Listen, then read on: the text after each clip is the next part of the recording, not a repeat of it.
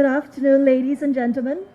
My name is Michelle Hong, and I'm the co-founder of Rooftop Republic Urban Farming, and I'm really glad to be your MC for today's program. Special thanks to MTR Corporation Limited for being the headline theatre sponsor for the Sustainable Communities Theatre for this afternoon. On behalf of my team at Rooftop Republic, our event partners, as well as our speakers today, I warmly welcome you to Farm the City, our initiative that aims to bring together stakeholders like yourselves to explore how urban farming can be a catalyst towards greater climate and urban resilience. Through integrating ecology, urban agriculture, and the built environment into a regenerative urban ecosystem, we aim to collaboratively imagine and design the blueprint of our future green city that's powered by local and circular food systems. We're really honored to curate this program today with ReThink, and we would also like to specially thank DBS Bank Hong Kong and JLL for their kind support as event sponsors for Farm the City, and our media partners, the Wall Street Journal and Occupy, for their support. We're really glad to have you all in the audience today, and we're really excited to hear from our distinguished lineup of speakers, as well as feedback and questions from the floor. And also not to forget the Urban Land Institute, our partner with whom we have co-curated the interactive food city lab workshop that we are now conducting at the booth over at E60 outside. Without further ado, I would like to welcome Mr. Andrew Tsui, co-founder and CEO of Rooftop Republic Urban Farming, to deliver the opening welcome. Welcome, Andrew. Thank you very much. Good afternoon, everyone. I'm Andrew. I'm truly humbled and also uplifted today to firstly welcome all of you to the growing Farm the City initiative. Last year, we invited urban farming projects from Thailand, from Singapore, and Hong Kong partners to share about how we can transform underutilized city space to grow food and to grow communities together. This year, we invite you to join us and our partners to push the radical thinking even further into building a future with urban resilience and livability. Over at this theater today, you might ask, among the many issues that touch on urban resilience and livability, why Farm the City? Let me illustrate with a few images. If today we ask a powerful AI, artificial intelligence, computer, to help us locate images that best capture humanity and our activities across the 100 years of a battle for our own continual existence, what do you think we'll find? Would it be a collection of biological and chemical warfare that we launch against each other, against nature, or tiny viruses and bacteria that can wipe us off from the surface of this planet?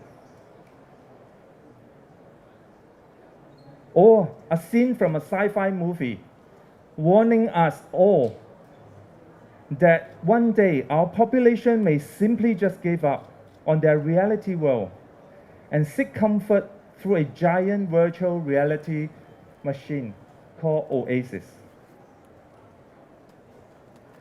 Or maybe our planet has already sent signals warning us through each drought, each flooding, each pandemic lockdown, testing our city's limit, which, by the way, I think we know how well we do. It has further exposed our vulnerabilities with the breakdown of global and local food supply chain.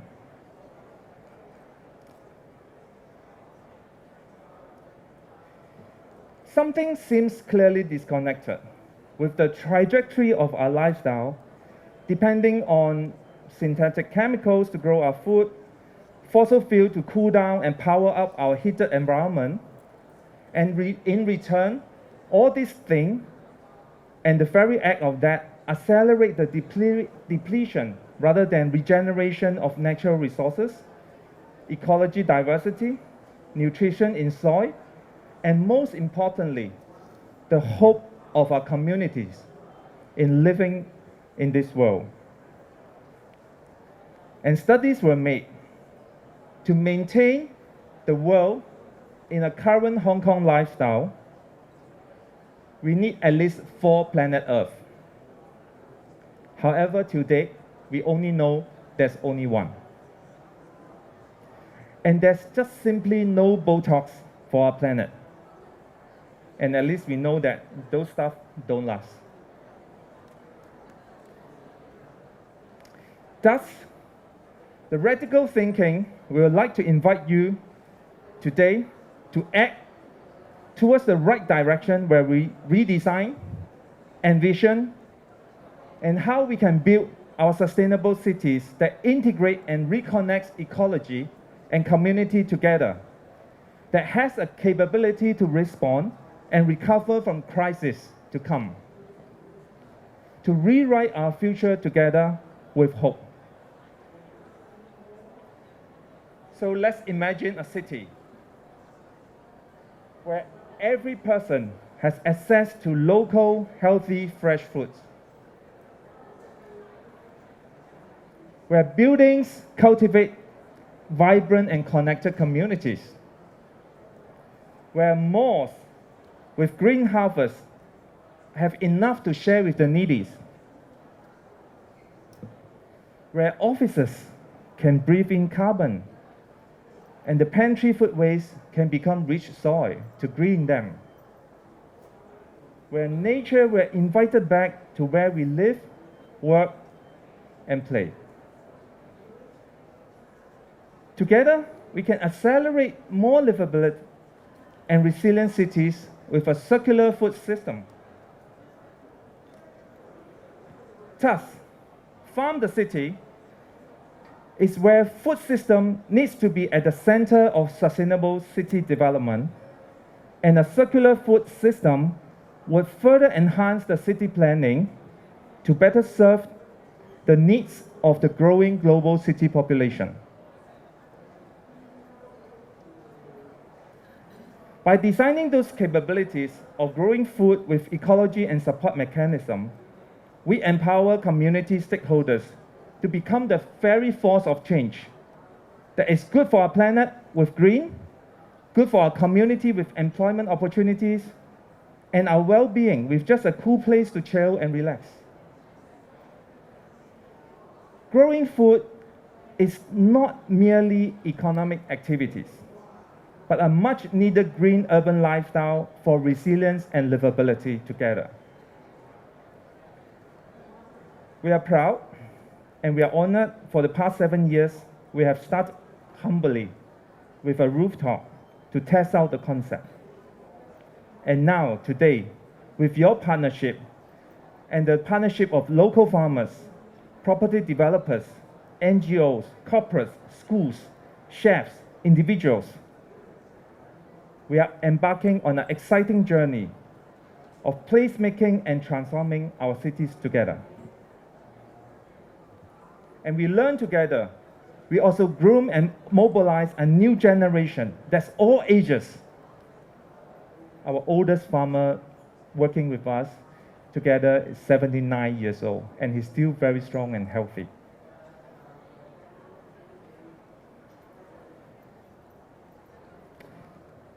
And also with continual innovation and collaboration, we can build a regenerative urban ecosystem.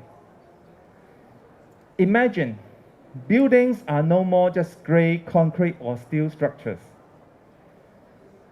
but a breathing organic tree where they breathe in carbon, digest its own kitchen waste on site, and regenerate food to share with the community. And here, with the support of DBS and Tsui properties, we have done a pilot for the past year on a rooftop that's 67th floor, which is 1,000 feet above sea level. And here, we are able to engage the stakeholders and tenants of the building to truly close the loop and take action, and also learn about food waste we generated, thus reduce them from the source. Well, you may ask, Andrew, what are the opportunities for cities like Hong Kong? And in fact, I believe Hong Kong can be a great example to the rest of the world. With only 25% of land areas that's usable and livable, we are able to discover 6 million square meters of farmable land just on rooftops. With Hong Kong's population, all we need to do is very simple.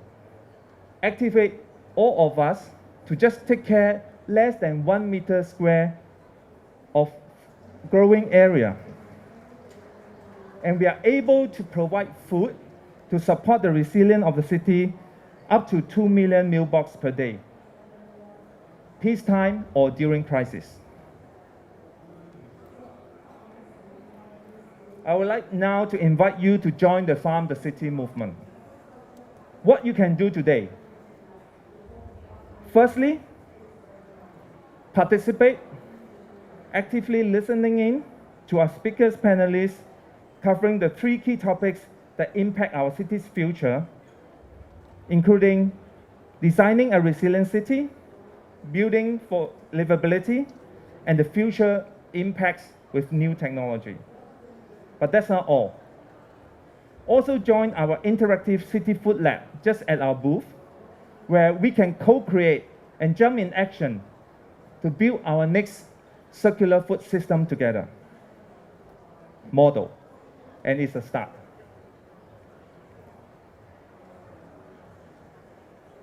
And that's not all. We are pleased also to announce that we'll soon be launching FarmX, a digital community platform that reward you and your ESG actions towards creating a more sustainable city. FarmX is co-developed with our partners NDN Group and Noise Chain, and you can go to our booth to find out more. With all these exciting activities ahead, I think all of us here, because we give a damn about our planet and our community. And with our collaboration, I'm very confident that many city challenges today will turn into opportunities where we can harvest sustainability together. Thank you.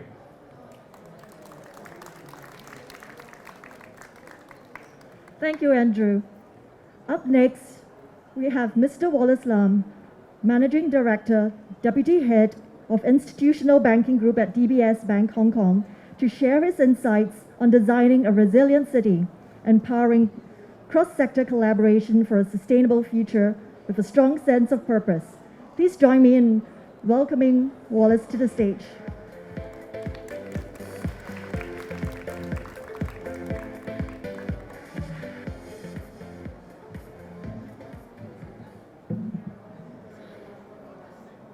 Ladies and gentlemen, good afternoon. I'm going to be talking about, in today's session, building a sustainable future from purposeful banking perspective. The question, the $1 million question, of course, is why are so many people, why are we actually, holding this actually in such a high regard? Why do we care? Well, obviously, sustainability in business is definitely gaining a lot of weight and momentum. Why? I think because a lot of companies see the clients, the end buyers, the customers are, placing a very high importance in sustainability. The buyers actually would choose companies that manufacture or provide services that are in line with ESG principles. There's also, cost reduction, possibilities. Hong Kong government, for example, provides subsidies up to 800,000 Hong Kong dollars if companies actually engage in green bond financing or green sustainability financing. subject to meeting certain criteria. Obviously, from the regulatory perspective, the standard for environmental laws as well as carbon emissions are escalating. So even though, I mean, as we can see, some of the countries in Europe, in North America, they're outlawing combustion engine powered vehicles in a couple of years. That trend is likely going to continue in Asia, in this part of the world and beyond. There's also productivity uplift, because especially for the young generation, right? Employees actually, when they see the employers share the ESG principles, productivity, according to some of the studies, actually can go up as much as 18%, in terms of the productivity of these young employees. There's also, from an investment asset optimization perspective, if you're a company, if you want to make a huge investment into something right now, you want to make sure that the investment that you make today are in compliance of the ESG or environmental laws and regulations, not only for today, but you need to take into account that these standards may actually escalate. So as a company, right, as a responsible treasurer or CFO, you want to make sure that the investment that your companies make right now can be in compliance of the rules of the applicable laws and regulations in a couple of years' time in the future. And last but not least, right, if I can actually borrow, from Andrew, because it is the right thing to do, and we do give a damn about our planet, and that's why we need to call out, for everyone here, and probably, as we have done continually, we want to make sure, that as to the extent possible, we want to make sure that people see the aspiration, they actually share our vision, because this is definitely not a lone effort. Okay, it's a collaborative effort amongst various individuals. Basically, everyone here, everyone needs to take part. Otherwise, there's no way, we can meet the carbon emission target as set out by many nations by 2050 and 2060. So what's been DBS doing with respect to sustainability? So we are our approach is actually from 3 sustainability pillars. Firstly, we want to shape and incentivize sustainable practices of our customers. So what we mean by responsible banking. DBS launched the world's first sustainable and transition finance framework and taxonomy in 2020. Why is it important? We want to basically set the stage and set the standard, because a lot of companies, a lot of people actually ask us, what do you mean by sustainable financing? What do you mean by, transition finance, right? So we need to set the stage, and we were the first bank in the world to set such taxonomy, so that there's a standard to make reference to. We also set out a hard target for ourselves globally, okay, to raise 50 billion Sing dollars, that's about 275 billion Hong Kong dollars, by 2024. And just in Hong Kong, right, just in Hong Kong, from Hong Kong perspective, which is the business that I look after, we've done 24 billion last year. We're getting close to getting 30 billion of sustainable financing done this year, and we're setting our target to exceed 30 billion Hong Kong dollars next year. So by 2024, we expect just from Hong Kong, we probably will do 50% of our global 50 billion Sing dollar target. Secondly, in terms of responsible business practices, that's what we mean by taking into account of the environmental and social considerations in our daily business operations. So from our own perspective, what do we need to do? Okay, first of all, by the end of this year, we have already made a commitment to ensure that DBS Bank, we can operate on a zero carbon emission. That's the target that we've set by the end of this year. And it's very highly likely that we'll achieve that target by the end of this year alone. We're also making sure, right, as a big company, from a procurement perspective, we want to make sure that our vendors, right, they also share, our ESG and sustainability target. So 100% of our new vendors, okay, are required to sign our sustainability sourcing principles. And that's a compulsory criteria when we issue our request for proposals. If companies actually want to supply to us as a supplier, they need to be in compliance. The last pillar is what we call the impact beyond banking. So what that means is we want to, by doing what we do ourselves and by steering our clients in doing the right thing, we want to aspire, the community to do similar things as well. So DBS Foundation has nurtured more than 800 social enterprises across Asia since 2014, and we have disbursed more than 17 million Hong Kong dollars of grants since 2021 in Hong Kong, just to push for these initiatives. Andrew also mentioned the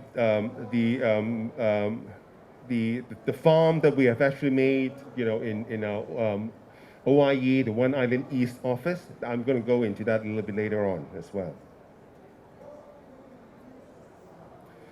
So how committed are we in terms of net zero by 2050 in terms of our financed emissions? This is not just us, but the companies and the clients that we finance and the loans actually we grant to our clients.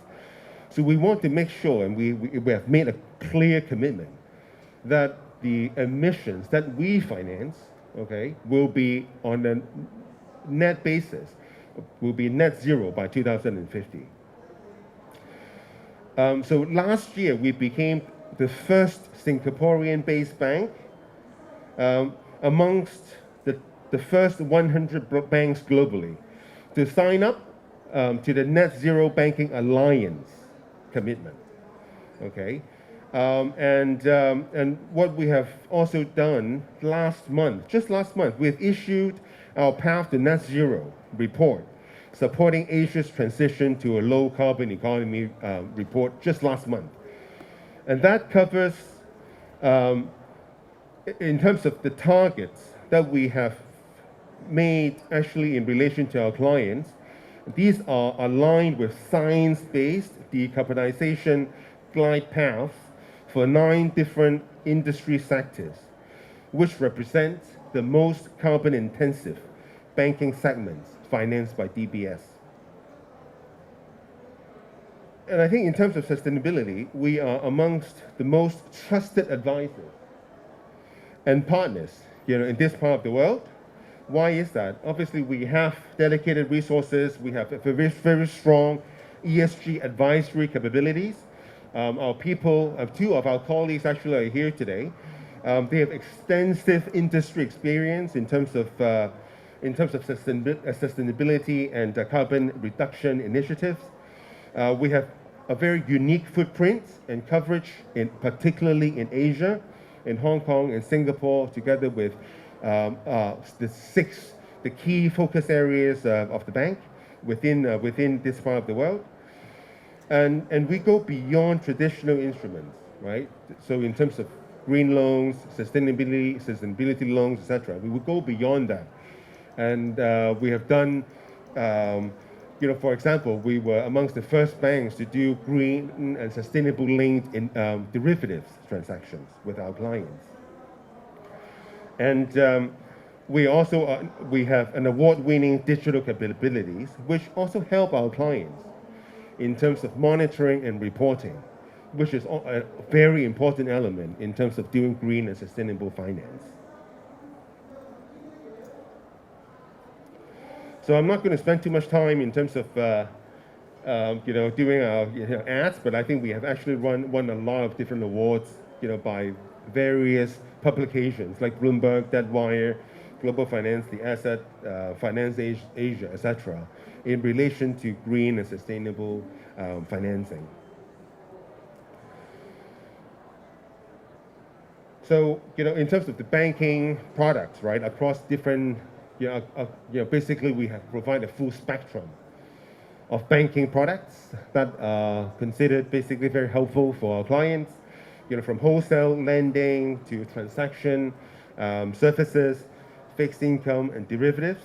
So the two key elements are sustainability, which is activity-based, because for sustainable financing, it's really the use of proceeds that actually have a lot of strict restrictions on the use of proceeds.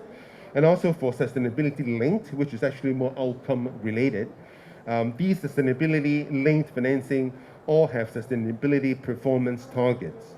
So it's actually more in line with what they do and in terms of the key KPIs and initiatives. And should they actually reach certain KPIs, they sometimes get some sort of a rebate or some sort of incentive. But at the same time, if they fall below a certain threshold, they may actually have to pay a penalty for it.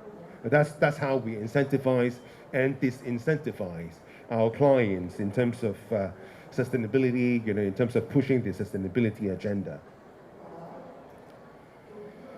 So obviously, as I said, we have done many different transactions. Some of these are basically just the transactions. Some of the transactions we have done in Hong Kong for some of our most valued clients.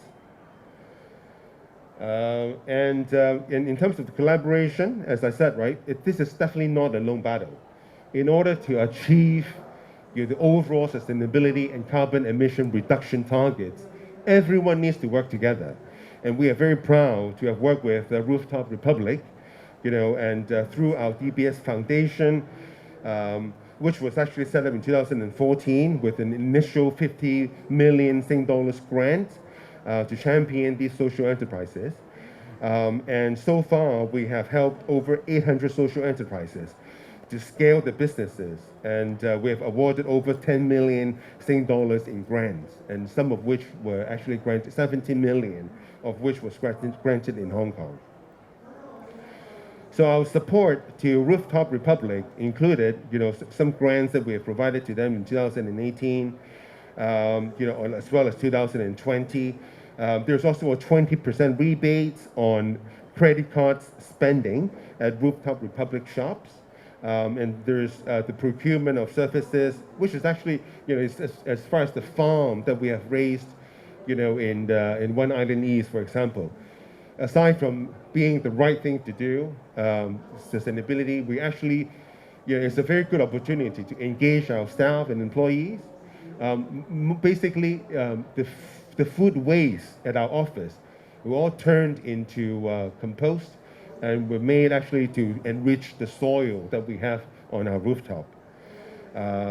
Which is actually very successful, and I do actually want to spend a bit of spend a bit of time later to talk about that in our panel.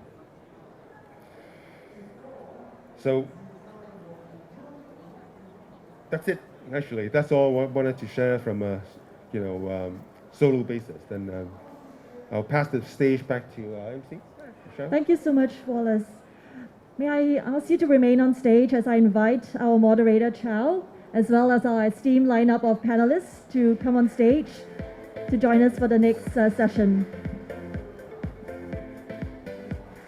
So COVID-19 has drawn renewed focus on the importance of resilience amid all the disruptions and what we call now the new normal.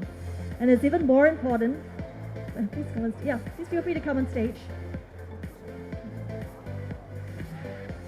So we're now in desperate need to think about how different stakeholders and different sectors can work hand in hand to create lasting and actionable change. So in the next panel, we'll dive into the potential of cross-industry collaboration and creating impact from the ground up, and how initiatives like urban farming can create positive impact for our communities and our society.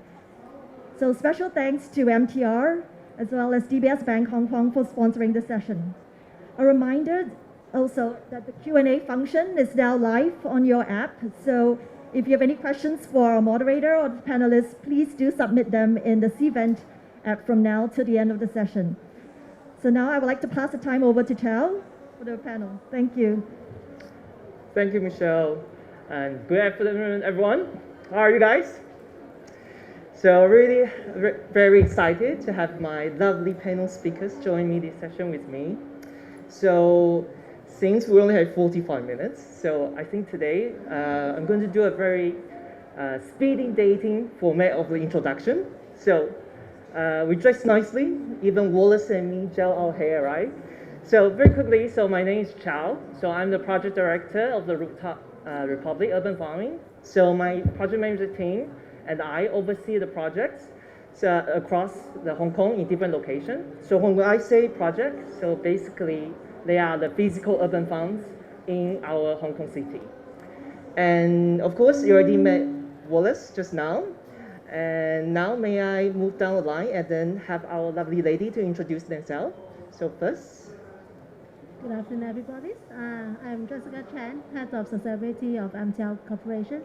I think Emcee is no stranger to everybody, and I hope to enjoy the ride to the convention center today.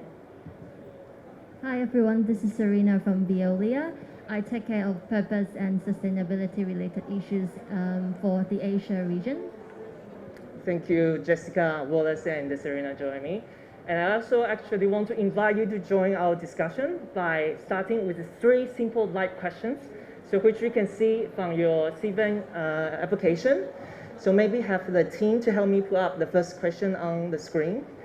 So as co-founder Andrew mentioned earlier, this section we really want to focus on the urban resilience. So the first question I want to ask my audience is really, how do you think Hong Kong as a resilient city? It's yes, no, sure. I'm not quite sure yet, but we're working on that. So I think it's also the question later on I would like to invite my speakers to express their opinion. And very quickly, I think this is a very simple question. May I have the results so then we can see what we think about Hong Kong as a resilient city? Ooh. So most of you say D, maybe. So that's why I think all the participants at the ReThink conference today, we're working a lot and try to present how we can move forward toward a more sustainable future. And may I have the next question?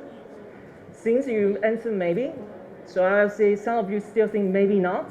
So if it's not, I want to know is, so what specific area or which part you think Hong Kong is most vulnerable? So we have climate change. When we talk about resilience, I think climate change is probably the first thing we come to mind. We also include health, well-being, economy, society. So just quickly let you choose and then have your answer. And as a student, when I take exam, I always look for all of the above.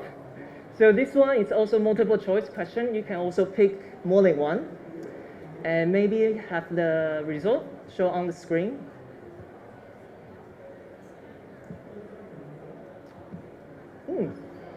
So I think all of the audience choose leadership and the strategy as the part which we are most vulnerable. We also have infrastructure environment. So before we started, actually now I would like to invite my panel speakers. Before you put on your company hat, but more on a personal level, right? What does resilience mean to you then? Maybe we can start from Serena. Sure. I think urban resilience to me, there are 2 elements. The first element is the capability for the city and also the residents to absorb the shock or disruption that we expected or didn't expect it. And the second element would be the ability for the city to recover and also adapt and also transform within a reasonable amount of time. So that's my definition. How about Wallace? Well, in terms of resilience, right, one thing I can think of, right, especially after COVID, I mean, well, we're still technically, still during the COVID period. But just imagine an extensive lockdown of the city, right? I mean, for a lot of people, we take, our food supply, we take water, actually, on a, basically we take it for granted. We don't think about, right? What if actually the city is actually completely locked down? and due to certain circumstances, are we able to survive, right? Do we have sufficient farmland actually in Hong Kong to sustain the population of over 7 million people? Is our water safe? Do we recycle enough of the raw materials, or do we just basically put them into landfills? I mean, these are the questions that basically come to mind when I think about resilience. And one of the things that we, as a bank, or in this context, I think about it personally, especially after the COVID period. This is something that I think if you think about it, right, it might actually it's something that everyone should think about. Thank you. I cannot agree more. I think during the COVID when it happened, at the beginning when everyone started panic buying, and then later on when the supply chain get disrupted, so actually the grocery market shelves totally empty. That's when I feel, it becomes so real about the food security. And that's why on my personal level, that's the resilience, how do we ensure we have that continuous stability for Hong Kong throughout the shock. How about for you, Jessica? For me, resilience is the capability to cope with the adverse impact and also the emerging trends. And I think climate resilience is no-brainer. But then if you look at the social side, aging population is also one of the emerging trends that we have to tackle. And how we adapt to it and how we can and transform ourselves to cater to new trends, this is the resilience. Thank you, Jessica. So I think resilience definitely, it's not just small, it's not just food security. As was mentioned, can be the water shortage, how to recycle water. Even Jessica mentioned, it can be also social resilience aspect as well. As the aging population, how do we provide more labor or workforce to support it? So I think that's a lot of work need to be done. That's why I want to bring to the next questions. Also to the audience, we also have one more question is, so what area you think we can equip Hong Kong so then it can become more resilient? Do we need to invest more on the talents? Do we need to build that knowledge? Do we need to have more disaster response in place? So when the thing happens, we are more able to react. And I think this is a question also now we can put on the company hat, because as a city, not just individual, but also with different organization in it. So maybe you can share some of the initiative from your organization, like what you have to do to contribute to the resilience of the city then. Maybe I have Serena? Sure. Maybe let me quickly introduce Veolia. At Veolia, we have this ambition to become the benchmark company for ecological transformation. With the 220,000 employees around the world, we design and deploy innovative and useful practical solutions on water, waste, and energy management. So I think our role in enhancing the urban resilience is can be reflected by the services we provided to our clients. Just to give you a few examples, will be combating climate change. For example, in Hong Kong, we are contributing to energy conservation from the consumption side as well as the production side. We operate the plant. We try to increase the operational efficiency so that we can be self-sufficient, and as well as providing extra energy to the grid through our activities in T Park and Oak Park 1.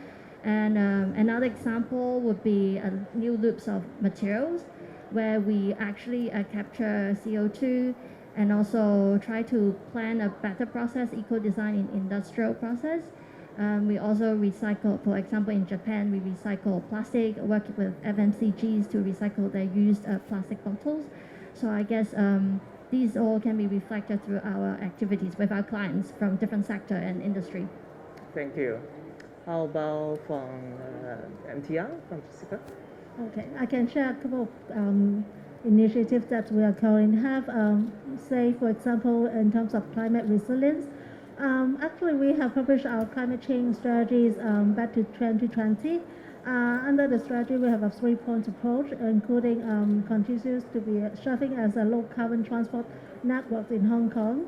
And because I think this is important to support the government to go carbon neutrality for the whole Hong Kong community. And the second approach is to continuously reduce our energy consumption and carbon emissions. And then third approach is to build our resilience. And actually, we have continuous reviewing our design manual to make sure that our future new station are resilient to the above climate change. And also, if you look at the current design of our station, perhaps you may be aware that some of our stations have a few steps above ground. Actually, this is one of the initiatives that we enhance the flooding, protection for our station. This is one of the measures that we have currently. But then in terms of social resilience, as I mentioned, aging population is one of the areas that we have to tackle as an emerging chance. If you look at our station, we have several different initiatives like the giant, signage for the elderly, and then we have additional seats provided in our station, and also other family-friendly, provisions in our station. And all this facility help us to enhance our resilience within our network. Thank you very much.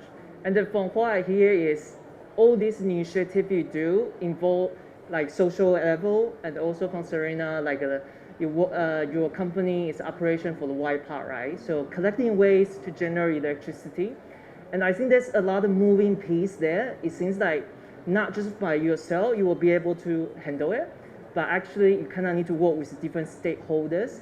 So I think that's also kind of thing we want to highlight in this session. It's about the cross-sector collaboration. And so just to kind of want to know is, what would be the essential factor for establishing a collaborative project from your organization point of view then? When you, for example, even the signage for elderly, right? Do you need to engage with the supplier and all these, or get the feedback from the customers? All these like the touch points. Yeah, we do have lots of engagement sections with our target group, like the elderly. We have different engagement sections for them to hear about their needs and also their expectations from us. Otherwise, it's quite difficult for us to roll out different initiatives for them. And apart from elderly, actually for social side, we do engage with different types of NGOs to hear their views and their needs when they're using our network.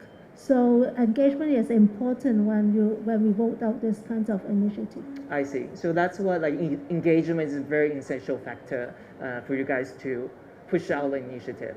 Then maybe also go back to Serena. Since your company is a transnational company providing service water, waste, and energy management, everything is ESG related. But then what I want to know is, so when you work on this kind of ESG initiative, what are the profound benefits you will gain when you work collaboratively? Wow, in terms of the benefit, I think it all comes to our purpose, why our company exists in this world, right?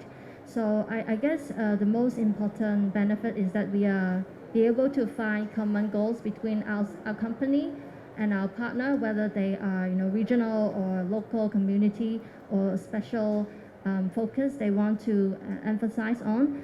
So I think this is the first benefit. And the second benefit will be we are actually contributing to combating climate change, creating new loops of materials, and also treating the pollutants. So all sorts of environmental benefits we will bring to the table, along with some social benefits. For example, in one of our plants in Taiwan, which is an incinerator, we started off as an incinerator operator. But we know that our vision is not end there yet.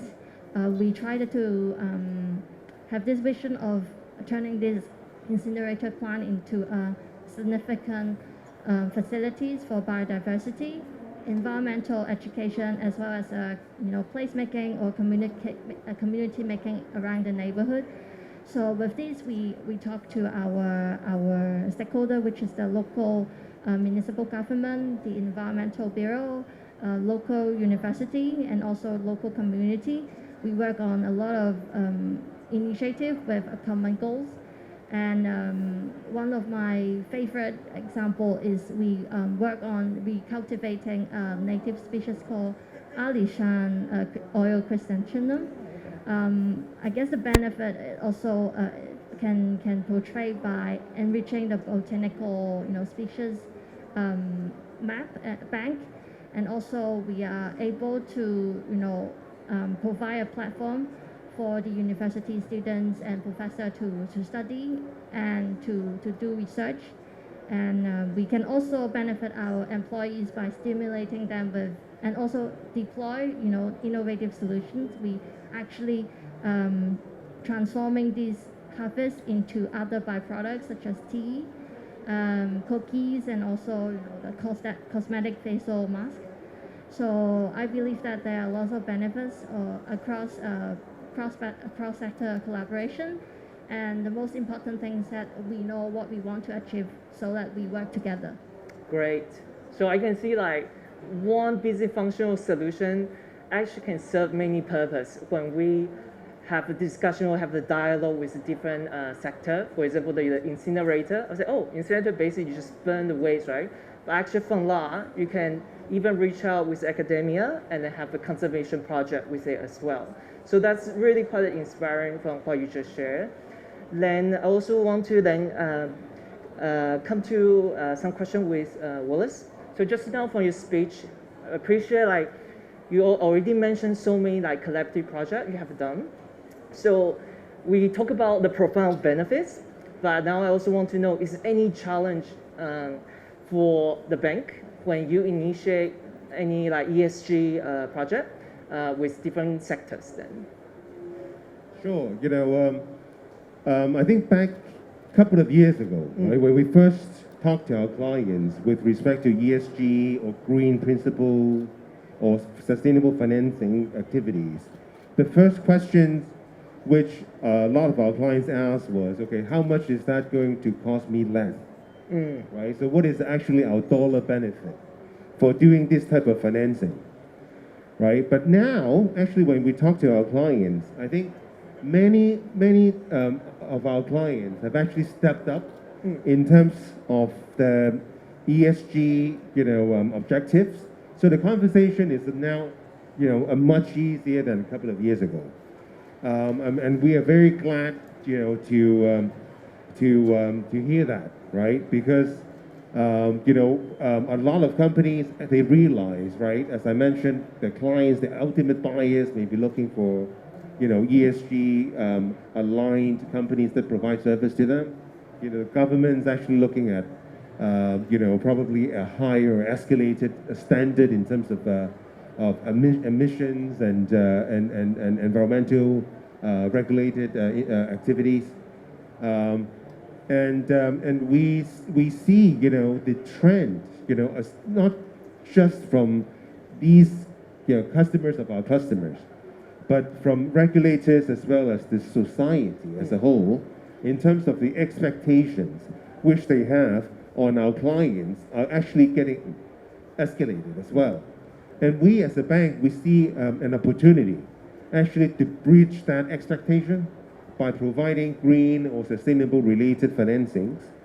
And not only that, not only can we actually provide solutions that can be win-win, actually not win for us and win for our clients, because we also bank many different companies within one certain sector, right? So as a bank, we accumulate all these industry knowledge, and we can handhold and advise other clients within that particular industry, as a knowledge hub, right? So we can actually advise them on the most effective way to decarbonize, for example. Thank you, Wallace. Yeah, actually, that's definitely the one question I want to ask you. As you mentioned, like since the establishment of the DBS Foundation, right, and with the like a flagship grant program, help with a lot of the social enterprises. how has that evolved, as you mentioned before? You kind of, a lot of people are asking about the ROI, the return on investment, right? How can the ESG help me to save the money? But now there's a greater demand now. And even quite insightful is also like, oh, throughout with this different project, you actually gain the knowledge. It's like every single one become the case study. And then as a bank, you have this like central knowledge you will be able to guide for the next client as well. So that's really quite insightful in terms of when we can get and then working with different player and the stakeholders then. So I think then down into more detail, I also want to ask then, so we all know banks like to do assessment. So I remember I applied for the mortgage last year. I need to fill out this like 50-page of the assessment, right? So I think like when they also submit, right, when they want to initiate ESG, they want the green finance from the DBS, what would be the key factors that actually DBS will be looking for when they are asking for the finance or when they want to do more ESG initiative then? What would be the factors? Sure. I mean, we have manuals actually that talk about that, right? So in principle, in general, right, we do look at the environmental, social, and governance factors of these clients of ours, and we go through an assessment, right? From the business plan, from the use of proceeds to how they actually monitor and report, right, on these different projects. So how much, for example, if they actually want to do a green financing, that's something that we place a lot of emphasis on, right? Is how they can articulate, in terms of the framework, in terms of, what they are doing and the actual tangible, quantifiable, reduction in terms of CO2 that they can demonstrate. And they need to report that on an ongoing basis. So, we as a bank, we have a team of experts that can help our client, from putting the framework together, talking to some of the green authorities, getting a second opinion in terms of getting a green financing certificate, to helping them, to advising them on how to monitor and report, the carbon emission reduction targets. So that's something that we put a lot of emphasis on. And in addition to that, for sustainability-linked financing, we also have very clear KPIs, that our clients need to adhere to, and if they meet certain criteria, that might be certain, monetary or financial incentive in terms of like better interest rates that we can offer them. But on the other hand, should they actually fail, to meet certain targets, it may actually, cost them more going forward, right? Those are the things that, from a bank, we see us as almost like a traffic controller, right? And it's something which which I've mentioned in other talks. We control the flow of capital, or steer the flow of capital to the areas and companies that have a high ESG, objective, and with the ESG principles that are aligned with ours. Right? So that's the companies that we want to support, and we do want to steer more capital supporting them. And on the other hand, right, if our clients actually do not, share our ESG principles, we have no choice but to steer capital away from them. Thank you. Yeah. So I think like, as you mentioned, I think that reporting and framework really need to be in place in order to provide that traceability or transparency. So then we all know like how ESG being measured. So in the data section, just also to highlight in the section 3, when we talk about technology, how technology can help us to capture that impact data will really helpful for a company to know what to do next. So now I also want to come to Serena and also Jessica. So I do have a question is, because both of you work a lot of project with the government, right? So for example, when with the T Park to treat the waste, the sludge waste, or even when you open a new line for MTR, provide the public transportation, when you need to work with the government or even different stakeholders when you engage with the different neighborhoods, how do you define and establish the responsibility and accountability for a collective project then? Is that easy, or because like I think when in a project we can be a follower, we can be an executor, we can be a leader, or from DBS case most likely can be a supervisor or also an investor. So from your organization, when you're working on this collective project, what role would you usually take? Like what kind of approach in order for you to find your role then? Well, so I will start first. Jessica, you can complement if you find anything you want to add. I think maybe I will go back a little bit forward to the question on what the challenge, benefit, and also like roles and tips. I think this all goes into the objective and also your common goals. And for example, for government, I think is more clear because they will issue tender. But for us, some other commercial or industrial project, it does take us time to identify our common goals. And the second thing is how do we design and also deploy the project. I think this will more related to something we call in our company called multi-facet performance. We design every project according to this, we will say our compass, where we take care of 5 different stakeholders, which is the environment, social, HR, commercial, and also economic and financial. I think this resonates with what Wallace has mentioned. You do have a framework to assess a project. And with this, I think we kind of expanding our spectrum to evaluate a project. We find different possibility or opportunities using this framework. So for some areas, we may be the leaders. For some areas, we may be the followers. So I think it does depends on the design of the project. But the main message I would say is to always identify your goals and then to consider all the benefits for all the stakeholders. Great, yes. I share the same view with Selena because it all depends on the types of projects that you're talking about.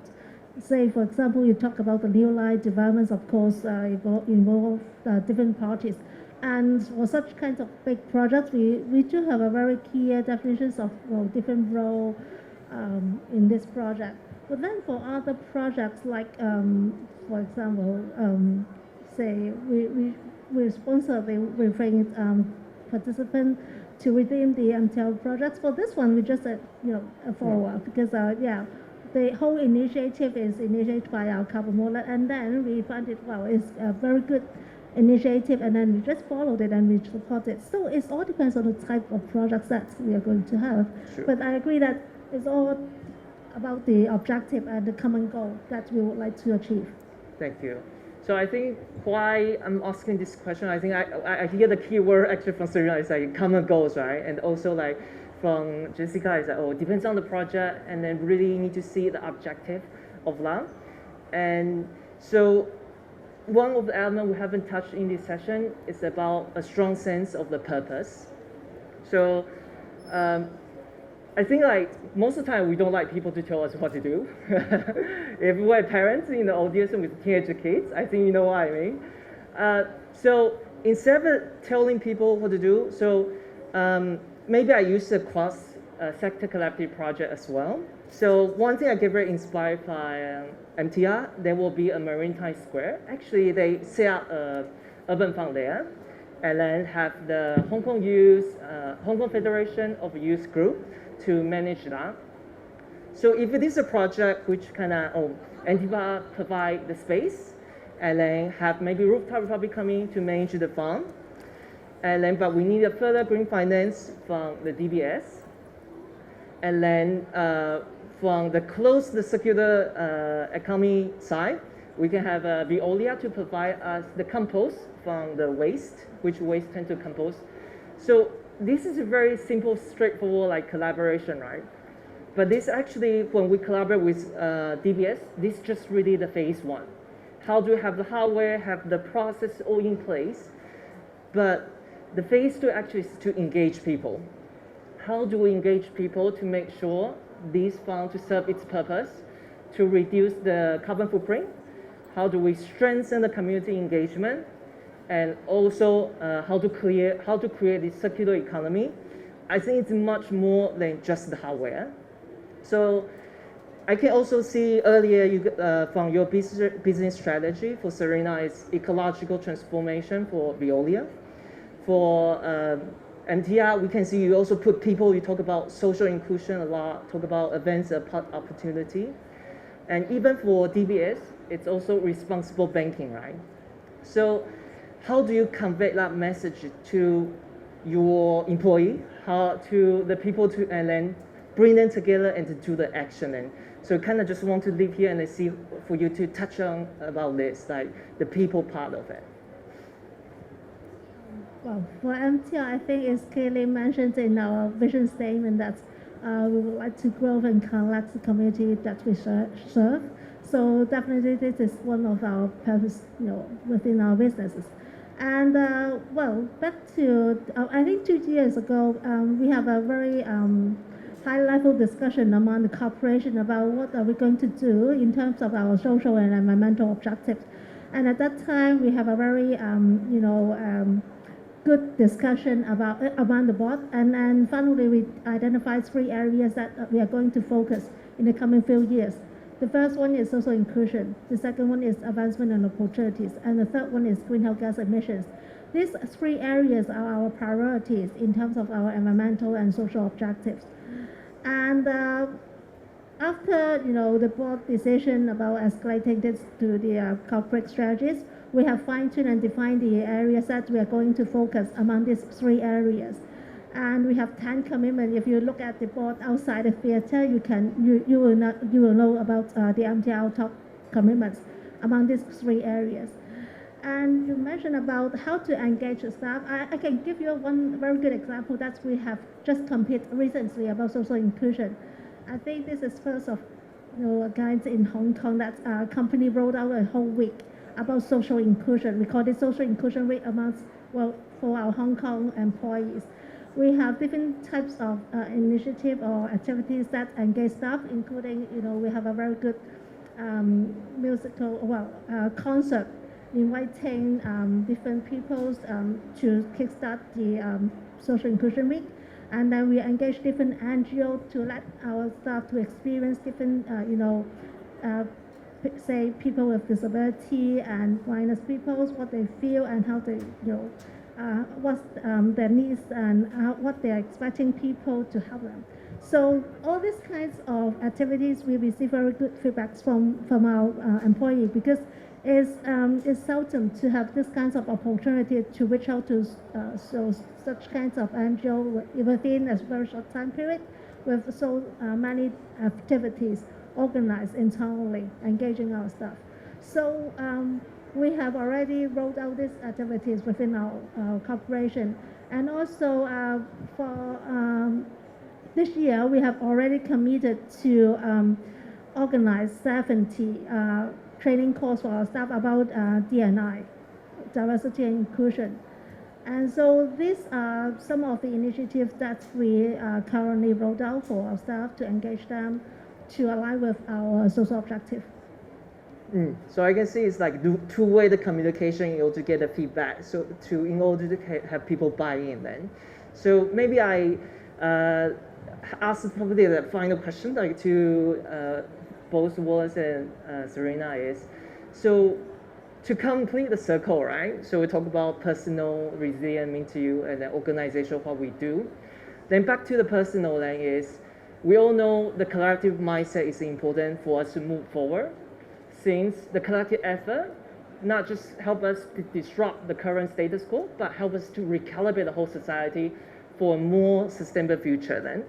So from you two is, what kind of characteristic or quality people should have in order to have this collective mindset for our future then? Maybe Wallace? Qualities and characteristics.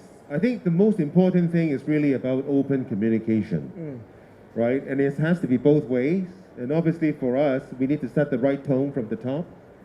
And people need to be, I'm talking about the employees within the organization. They need to be aware that this is something which senior management, top management is really paying a lot of attention to. We need to also provide training. They need to have an open mind and absorb this knowledge. As I mentioned, right, last month we issued a report, about assisting Asia for the transition, and basically within 9 different industries, we have specific targets that we have set out from now until 2050, because we don't want to basically just be silent, right, until 2050 and say, hey, are we there or not? We want to keep monitoring our pace, and the target is different for one industry versus another. And that also requires a lot of training so that our staff, our bankers, can focus on. And they need to have an open mind to absorb that knowledge. And I think once the communication is there, they need to prioritize, basically, amongst various things, because everyone is very busy, right? So they need to have the right priority and feel that they are accountable to deliver. I think that's the most important thing within DBS. Thank you. So I resonate with Wallace on the transparency and authenticity. I think it's really important to communicate openly about the why, what, and how you are working on sustainability. What I will like to add is faith. Yes, a little a jump. And I would say always have faith in your purpose, people, and process. That's it. Thank you. So we hear you. You mentioned leadership is one of the things we needed to make Hong Kong a more resilient. So as just echo what Serena said, I think clarity mindset require humility, curiosity, then most important, optimism. We should have hope we are in this together and then have the actions. So thank you very much for joining this session. And now, again, please give a round of applause to thank our panel speakers for their sharing today valuable insight. And I'll pass the floor back to Michelle. And then. Sure. Oh, please stay on stage. Thank you so much, Chow, Jessica, Wallace, and Serena. We'd like to also present a little gift of a rosemary sprig that we harvested from the tallest rooftop farm in Hong Kong. This is a project that Wallace mentioned earlier. It's a collaboration between Tsui Properties and DBS. And can we perhaps come together to take a group photo before we move on to the next session?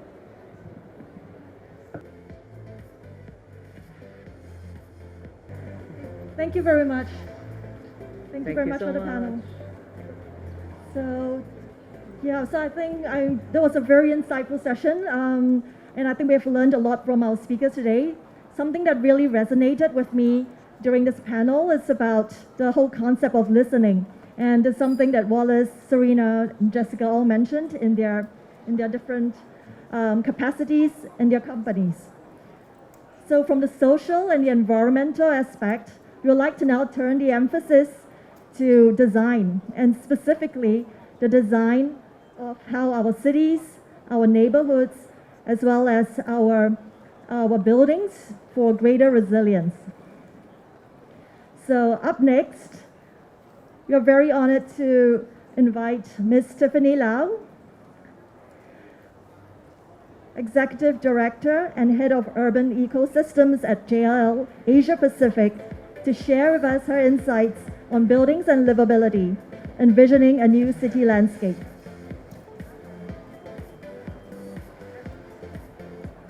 Please join me in welcoming Tiffany. Thank you. Thanks, everyone. Wow, this is an amazing room to be in. I'm really delighted to be here. It's been quite some time since I've personally been at a conference with this many people. And for it to be happening in Hong Kong, I think this really speaks to the overall resilience of this place in the world. So my name is Tiffany Lau. I am the head of something called Urban Ecosystems at JLL.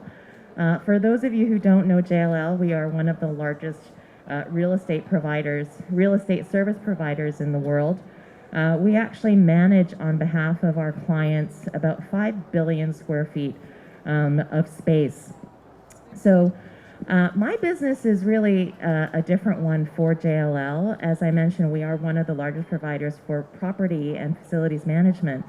But urban ecosystems is really focused on the practice of what I would call placemaking and placekeeping. And we take a very holistic approach. So the ways in which we've been talking to our clients is really about what I would say this golden benchmark is. It's about people, place, and planet. So how do we look at unlocking new shared value in the built environment? I think this is really critical now, especially as we have so many lessons to learn after COVID. We need to use space differently, which means we need to create spaces differently and manage them accordingly. So as I mentioned, I'm the head of urban ecosystems, and for JLL that actually includes our Flex business. Flex is, of course, a new way of looking at co-working, but how do we unlock value in a working environment? Of course, Flex is just one way in which we do that. Increasingly, again, this is about optimizing our lives. So how do we create commercial real estate that reflects the needs of not just today's, but tomorrow's users? Increasingly, this is about that connectivity of lifestyle. So as I mentioned, working for sure. How do we enable people to be more productive in these spaces? But again, bringing in lessons we are learning in real time from retail, from residential, wellness, hospitality is a big part of this as well, to deliver those services that people need. Again, connected infrastructure goes without saying. In a city like Hong Kong, we're so lucky because we have a great transit system, but it's also about creating social infrastructure. What might that look like in the built environment? And then all underpinned by what I think is a very beautiful but hopefully invisible layer of technology. This is not about just a lot of technology to drive these environments forward. It's about smart technology that really works for us as the end user. Again, this is quite a new approach for JLL. We know so much about the built environment because we manage it on behalf of our clients, but this is a new kind of conversation that we all need to have. So I know all of you are from various sectors and different industries, but for real estate, I think historically we were part of the problem. So to evolve ourselves and to really partner with our clients in co-creating this future together is, I think, very critical. So we look at the world a little differently, as I mentioned. So it started with Flex. Flex is a very specific way, as I said, in which we unlock value. So this might look like going into one particular space, one particular floor in an office building and creating a new kind of either tenant amenity or a hybrid work or retail environment. We can also move to the next level up, which is addressing an entire building. So this might look like, again, looking at rooftops, other underutilized spaces in between, which could be circulation space, a parking garage, other kind of spaces that perhaps were underutilized, like office lobbies. I actually cannot stand the typical ground floor office lobby. If you think about how much unused space is in your typical office lobby, this is one big opportunity for us as an industry.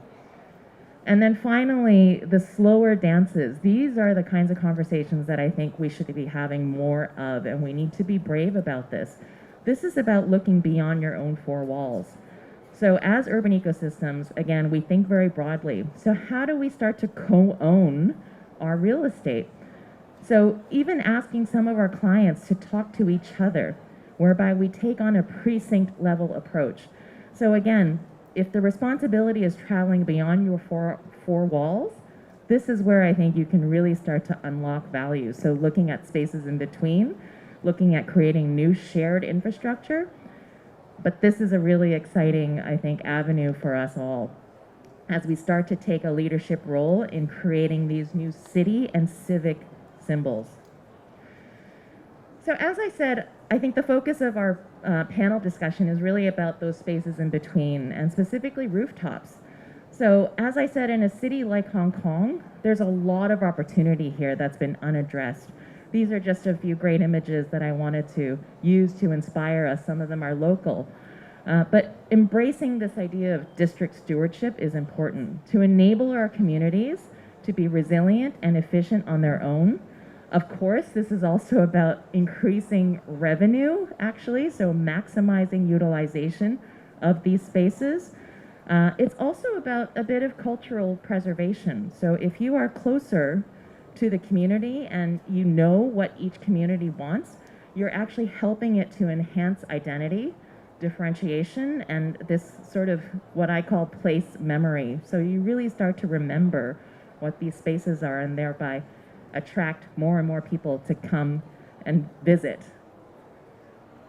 Space as service. So in a city like Hong Kong, where space is at a premium, I think it goes without saying again that we need to focus more on this. We're already doing this a lot on behalf of our clients, but looking at these spaces as all sorts of ways in which we can deliver different things that touch on your life. So, this is a building that of course doesn't exist in a city like Hong Kong, but I love it. It's called the House of Culture and Movement in Denmark. And it's a great example of what you can do when you just look at a building and allow for all different kinds of users to come and activate it. So it's got quiet spaces for working, it's got spaces for learning, it's got play spaces. That's a giant slide that runs through the heart of it. But it's a building that's alive 7 days a week. So can we take that kind of approach to some of our skyscrapers, to our vertical cities in cities like Hong Kong? I think we can, to bring that public and retail use up into the tower to really create permeability. That's an urban ecosystem approach. So case studies. If you can tell from my accent, I spent most of my career outside of Hong Kong. I actually worked for a very long time in New York. So I wanted to bring some examples of what I would say are, again, macro sort of urban ecosystem approaches to unlocking value in real estate.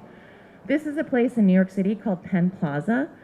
For those of you that know New York, this is actually one of the busiest parts of Manhattan. It sits on top of North America's most busy transit hub called Penn Station. So my former employer amassed about 9 million square feet of space that sits right on top of the transit station. So office buildings, retail, a really terrible hotel, all on top of a transit station. So if you can tell, this is a very, very complex and constrained part of the city. But where did we see opportunity? As I mentioned, creating a great resilient district on its own is really important. So even though my former employer owns most of these buildings, we saw the opportunity to stitch it together by involving the greater circle of influence of stakeholders. Also leveraging the history and heritage of this site. As I said, place memory is important. So we employed some, I would say, very easy but tactical ways to stitch this ecosystem together, addressing the spaces in between the buildings. So literally the streets. So over the course of 2 years, we pedestrianized 2 vehicular streets in the heart of New York City, and we brought in different kinds of partners to activate the spaces. This is actually the US Tennis Open tournament in one of those images where we just broadcast the tournament in the street and allowed for people to come and enjoy it. We worked with very interesting architects, landscape architects as well, to improve the public realm. It's amazing what a little bit of landscaping and paint can do. We actually ended up winning some design awards for this. But again, it's about a different kind of approach. The Emcee, that's a new food hall in what is now a really lively place to get food. It used to be a food desert. But by doing that kind of work, we totally reimagined that district. And it is now a really interesting commercial neighborhood where tenants like Facebook, Amazon, and Apple took space during COVID. So these are some of the most expensive leases that were signed recently. This is another case study in New York. The Hunts Point Food Distribution Center is actually where all of New York City's food comes through. I worked on this over 10 years ago where at the time we were creating the world's largest rooftop farm, 200,000 square feet on top of a warehouse. But to address food insecurity is one way in which we were trying to unlock value of the real estate. So this is a learning that for sure our panelists will have something to talk about. Around the same time, New York City did something I thought pretty innovative, is created a new policy around the greening of infrastructure and real estate. So the rooftop farm and other projects like that all fell under this new government program that provided incentives for private sector to come and create these kinds of spaces and unlock value, again, in rooftops and other spaces within the community. More of these projects that I touched as well, again, so many examples around the world, but very relevant to our clients today are three things I wanted to touch upon quickly. The first one being indoor-outdoor city. Again, I think this is very important in Hong Kong to start to break the barrier, both perceived and real, between the built environment and the natural environment. The next one being the 10-minute city. I think we're very lucky, again, to be in Hong Kong where everything you could possibly need to enable your life is probably within a 10-minute walk or public transit ride from your front door. And then finally, 5-generation city. I think uniquely, Hong Kong is very well positioned for this, but can we create a more inclusive city that enables us to live intergenerationally and age in place? I think we can do a lot, but we're already, I think, halfway there compared to some of our Western counterparts. Super Street Shenzhen, I didn't work on this, but I love this example, incorporating, again, really great public realm with landscaping and urban agriculture into a new core district, business district in this case. Public housing, I think this is a great opportunity, especially in Hong Kong, to address underutilized hardscapes. We've got huge housing blocks, lots of space to play with. Again, bringing food closer to people is really important. That's a lesson that we learned during COVID, and we can do this in Hong Kong. These are two examples of the same idea. So Arbor House in the Bronx, again, a very food-starved neighborhood district in New York. Bringing food closer to the people is important there. And then car parks, Singapore. Why are we not doing more of this here? That's not saying, though, that we're not doing anything about this. My friends at Rooftop Republic are quite busy. And so I want us to celebrate the fact that we've made some really great strides in Hong Kong towards unlocking spaces in the city using the power of urban agriculture. Some local restaurants are doing this very well. Roganic is one of them, if you've ever been. Delicious, and they employ a sort of farm-to-table approach to their cooking.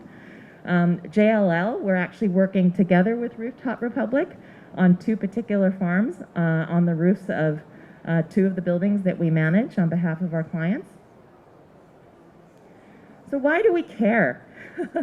Why do we care? I think a lot of us care, which is why we're here today. But this is about thinking of space differently, thinking of our built environment differently.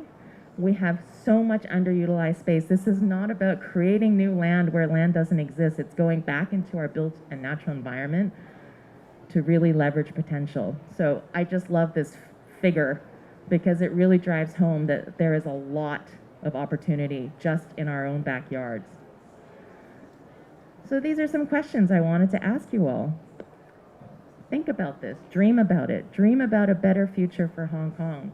You know, what if this entire city was woven with a network of urban agriculture spaces? I think this would make for a much more livable, resilient, and pleasant city to live in. So thank you for your time. Can't wait to bring my panelists up for a discussion. Thank you very much, Tiffany. May I ask you to stay on stage while I invite our panelists and moderator on stage? I'd like to invite Wendy Tsui, Project Director of the Oval Partnership and lead member of the Urban Land Institute, as well as our panelists to come on stage to continue the discussion on buildings and livability. Sorry, does this, oh, it's working, okay, great. Please come on stage, and I think the slide with, all right, yeah, it's up, so okay. You can sit with. Hi, good afternoon. Thank you for joining us. Today we have three panelists. Do you want to get seated first? Oh, wait.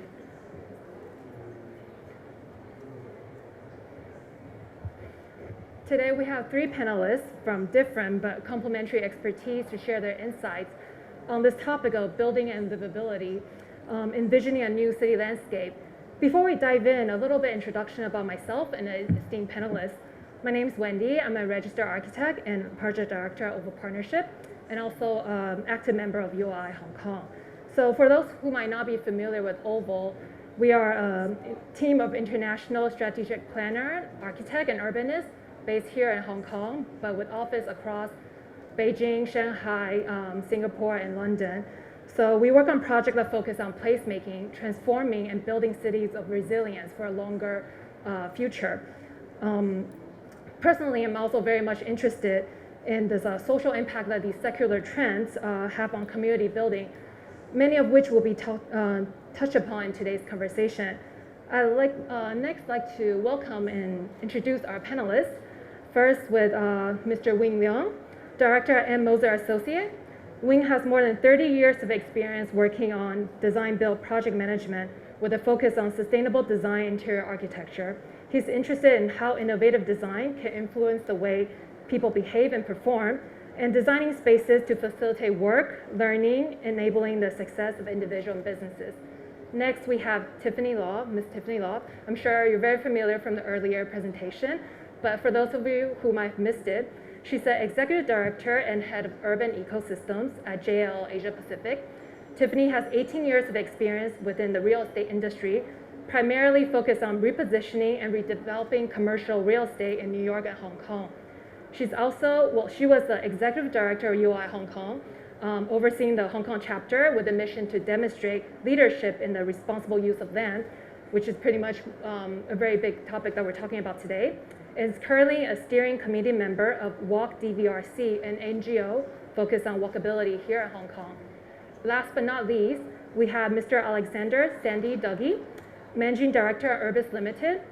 Sandy is a registered landscape architect with expertise in landscape and urban design and has contributed to several major territorial and strategic planning studies for the Hong Kong government. He's an advocate of sustainable design and designing the public realm to meet the needs of modern society, and is a member of HKGBC Green Building faculty. And please welcome the panelists. Thank you. Next, as a bit of preface to why we're here today, according to the UN, 2/3 of the world population will live in a city by 2050. With a further densified population, we need to find ways to upscale provisions and review distribution to avoid resource crisis and also the social disconnection that might come along with it. So recent event in climate change and also pandemic really recenter this focus on ESG and wellness. Communities are interested in building their physical and mental health, starting on the city level down to the individual to form a collective awareness on how we can move towards a more livable environment. And that promotes access to quality food and lifestyle, and in return, a healthier, more sustainable economy. So we have very unique perspective today from our panel. Tiffany from the innovative operator management side, Sandy from landscape urban master planning, and Wing from sustainable design interior architecture. So I'd like to start by setting a clear picture of the current landscape, both globally and locally here in Hong Kong, and with experience in project idea visions that the panelists might have. So I guess starting with Tiffany, from our conversation, you have so many enlightened ideas. You really understand the importance of engagement and also how you champion the participation from the bottom up. So both of which are really indispensable in pushing this awareness and social movements such as urban farming. So can you introduce a bit about your experience in New York, aside from the one you share, in Hong Kong, public-private partnership, also community engagement looking at district revitalization. Also on a more macro, holistic level, what are some creative examples and innovation that we can learn from and possibly adopt here? And where do you think the opportunity for urban agriculture can be in Hong Kong? Sure. Thanks, Wendy. And thank you, panelists, for joining me on the stage. I think actually I will talk a little bit more about one of the projects that I touched upon in my presentation, because it's a multi-year project that's still in the making, and I've been tracking it ever since I left New York. But Penn Plaza is that project, and honestly, 10 years ago, this was a place that most people avoided. I didn't get into it, but it's always been a place where homeless people gathered.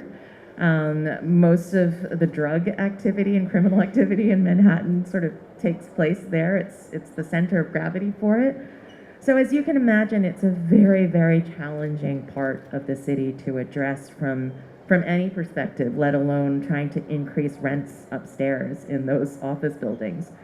So when we set out to try to think of a way to create a new identity and then obviously justify the huge amount of investment we would need to make in the buildings themselves, we really looked into the community and tried to understand what was happening there. We widened that conversation, and I give credit to my previous employer, the landlord for these buildings, to, as I said, kind of create a new conversation. It wasn't just about going after Facebook as a target tenant. It was actually about talking to, for example, the church that was next door to one of the first office towers we wanted to reposition, and asking the church, hey, would you work with us on a new program to start to address some of the issues in the street?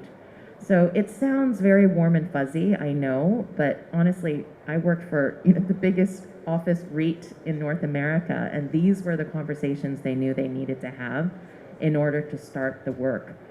So one way in which we did this was through partnership. So it started with the church and then involved the local business improvement district. So I didn't touch upon that in my presentation either, but business improvement districts are entities that exist the world over in some of our best cities, right? Singapore, Sydney, London, New York. We don't have them in Hong Kong. And I really wish we did, because that's the kind of work that would really need an entity like that to help bring together. There's only so much the private sector can do. But back to my example in New York, we worked with the local business improvement district to, again, bring some of those programs into the street, into the public realm. So whereas, we paid for the improvements, I guess, right, the hardware, there's still a cost to that. So the plantings, the trees, all the consultants, the architects we hired, we paid for that. But working together with some of these partners, we were actually able to monetize some of these spaces that we created. So as I said, the US Open was interested in coming into the street. We also brought New York Fashion Week into the street, and it was amazing. Yeah, we sort of democratized Fashion Week. You didn't just need to be an insider to get an invitation. We just brought Fashion Week into the street. We worked with Nike. So people actually paid us for the opportunity to use these formerly underutilized and actually very unpleasant spaces. And what did that do for us over time? It started to create a new identity for the entire neighborhood. And perception is reality. So when we look at some of these spaces in our city and we think, oh, it's so unpleasant, I know why you think that, because it's not been any different, right? Every day you see some of these alleyways or pocket parks. They're not that great because they've been sort of underutilized and neglected. So it starts small, but incremental change with a partnership and collaboration approach is really what's needed. It's really not innovative work, I have to say, but it takes some sweat equity and some vision, and for sure a strategy. What I'm doing at JLL, we're just trying to bring all of these people together to, again, have a new kind of conversation. So I'm so excited that we're all gathered here today, because there's a very good already cross-sharing of what we can do together. Thank you. More specifically, I guess with Sandy, Hong Kong is half nature and half super high density concrete jungle, as we know. But the proximity of this terrain and this unique juxtaposition also offer an immense potential to what the best of both worlds to address a more balanced lifestyle. So you're very passionate about the potential landscape urbanism here in Hong Kong. What are some innovative ways that we can reconnect people with nature, and what kind of opportunities can greenery, planting bring to the city, aside from the social vitality, food security, and other aspects that we're more familiar with? Right. I have a vision, if you like, of Hong Kong as a biophilic city. And you can say, well, what is a biophilic city? Biophilia is defined as the love of living things, or the love of life. And it's a term that dates back to the Greeks, Aristotle. but it was something that was expanded upon by a very famous biologist called E.O. Wilson, Edward Wilson, in his book 1984, Biophilia. And what biophilia is about reconnecting people with nature, really. As you mentioned, Wendy, we're lucky in Hong Kong that we have this very large area of landscape that fingers into the city, the natural landscape, the mountains, the sea is very closely related to the urban area. But what we need to do is to bring nature into the urban area, because at the moment the density of development is such that to get to nature you quite often have to go out of the city into the country parks. So what we need to do is to bring nature into the city. So there are a number of ways that we can facilitate this, and I like to think of it in terms of the hardware and the software. The hardware is really how we design the city, how we do the city planning to enable and facilitate this reconnection. And the other way is the software, which is more about the management in terms of how you manage the spaces. Now, I'm a designer, so I'm primarily involved with the creation, and the planning of these spaces. And there are a number of things, a number of ideas that I have that I think could benefit this reconnection. They're split really into two categories. One is to improve the quantity of greenery, and the other is to improve the quality. Now, by far the hardest in Hong Kong is improving the quantity, because we are an incredibly dense city.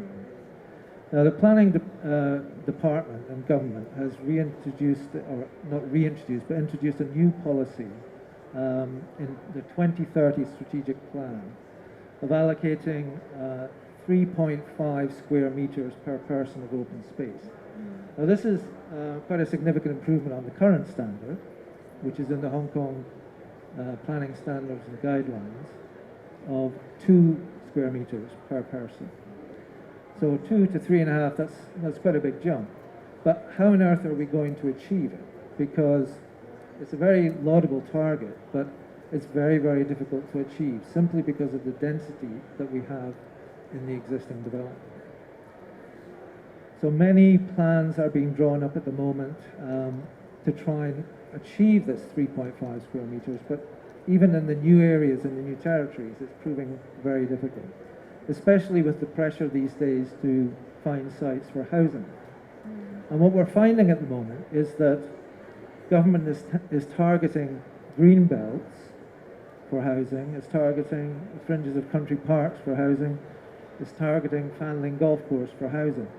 And to me, this is a very retrograde step. What we need to be doing is we need to be targeting the brownfield sites.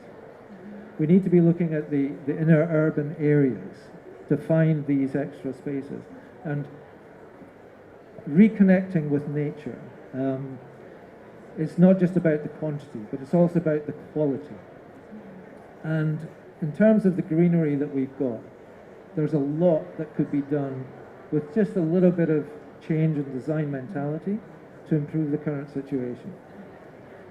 If you look at the landscape around Hong Kong, you will see a predominance of hard pruned and man-made hedges everywhere. I mean, you can look at it just outside the Convention and Exhibition Centre.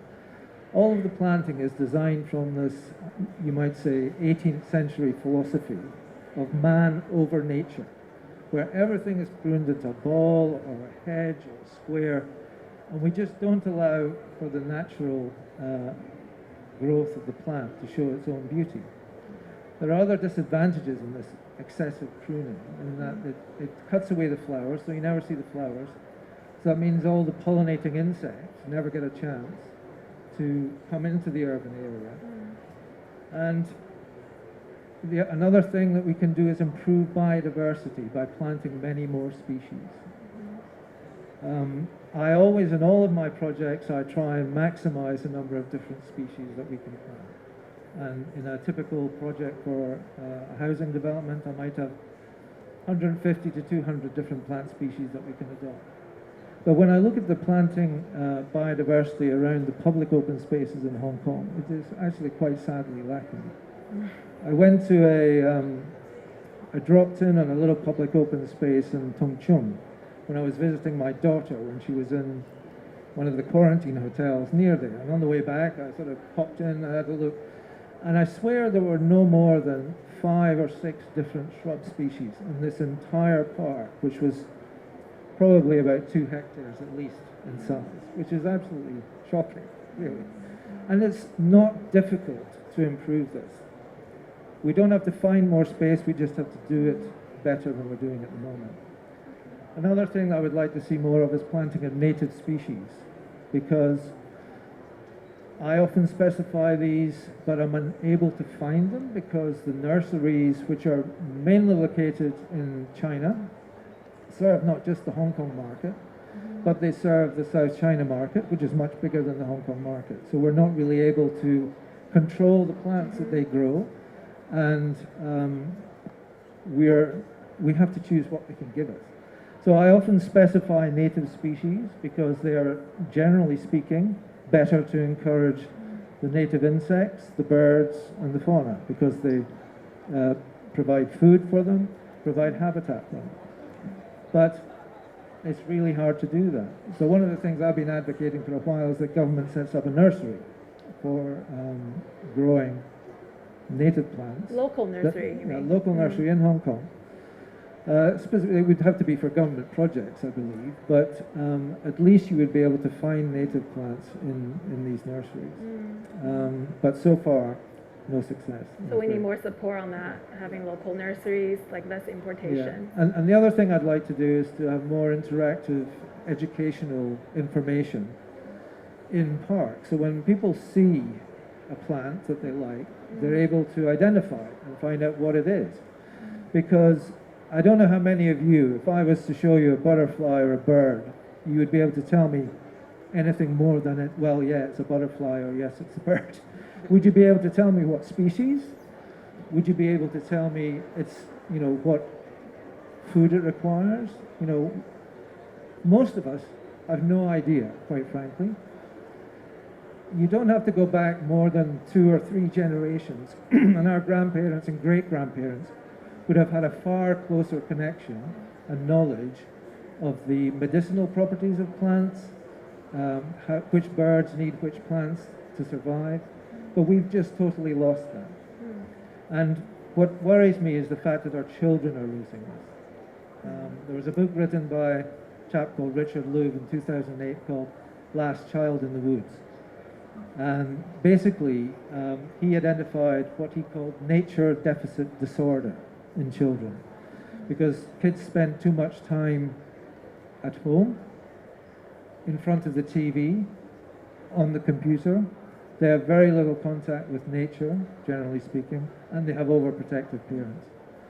So we desperately need to provide this reconnection with nature so that our children and we can get our hands dirty in the soil and find that reconnection. So that's my vision for Hong Kong. Thank you, Sandy. So in addition to the nature, I guess I want to talk about more the built environment. So Wing, what are your experiences with revitalizing existing or historical buildings to address modern wellness and also engaging a greener community through design strategy? And just as a timely reminder to all, let's try to keep it under 3 minutes so we can ask all the questions. Thank you. Thank you, Wendy. I think when we work on projects, like when we are looking at sustainability and like energy efficiency, the first thing coming into our mind, if we can get a really wonderful, like iconic existing building to work with, it's kind of dream come true. But actually, many times that we find it is very hard just to make this like dream happen by just like one single party, whether that is the owner or the developer or the architect ourselves. We really need collaborations across the board to make this happen. Like one of the example, like we were lucky enough to experience is like we just completed the Dyson International headquarters in Singapore. It's built on revitalized power plant, the St. James power plant.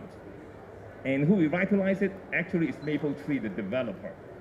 And during the process, they worked with the Singapore government and Dyson, Sir Dyson himself, to secure really a collaboration to make sure that when we design the office, the workplace for them, it is really tailor-made to Dyson's needs.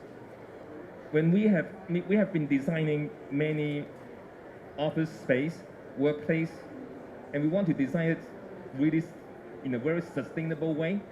Most of the challenges that we encounter is, like particularly in Hong Kong, we have many great Grade A buildings and they're LEED and well certified. And the developers are really encouraging people to design their interiors with sustainability in mind. But do you know what I mostly hear in terms of the tenant's response? The tenant usually respond to me, Wing, I already leased a well platinum building. What else I have to do? I think we have done enough. So they basically push the responsibility to the developer in Hong Kong. And the developer in Hong Kong, of course, they can, design the building, the envelope, the hardware to the best. But I think as Wendy pointed out, the carbon footprint actually coming from the building, but actually it's coming from the inhabitants. Like my boss is always saying, if you want a very sustainable environment or a building, it's easy. Don't put any people in it. There's no energy consumption. So actually, when we design a sustainable place, what I'm trying to get to is we do need to have occupant in mind.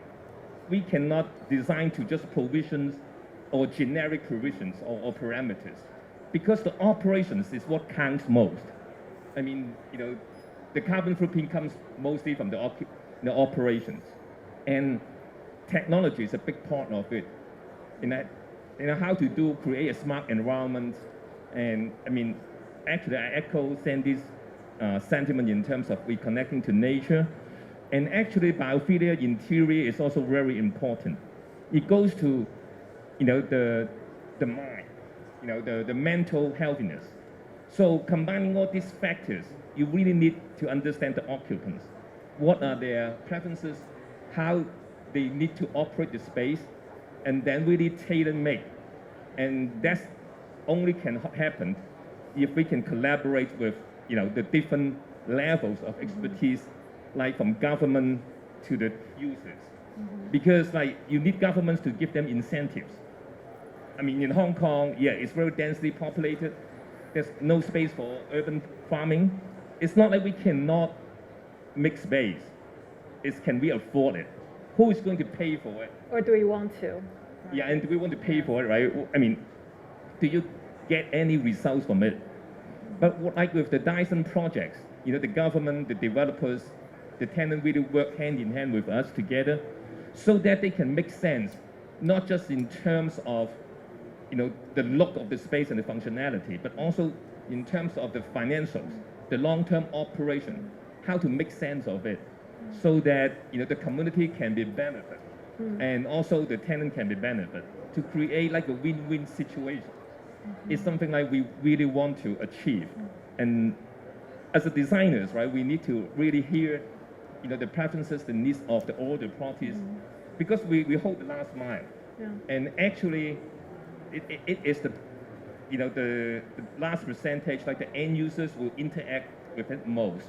And that goes into the operations, and that goes to giving the incentive to the end users to make it more sustainable. We want to create an environment that the end users actually will improve it in time to make it more sustainable, to make it greener, to spend less carbon footprint. It's not from day one and then you start to decline. So the collaborations across different platforms, different expertise at the very beginning is really making a huge difference. That's my experience. Thank you, Wing. I think that goes back to what Tiffany was talking about earlier with the public and private partnership, and especially, Tiffany, with your position, developers and building owners have these access to buildings and user data that could be used, for community development, together with what Wing is saying as a tenant incentive. So management company like JLL, you work with owners, right, to implement this ecosystem of awareness.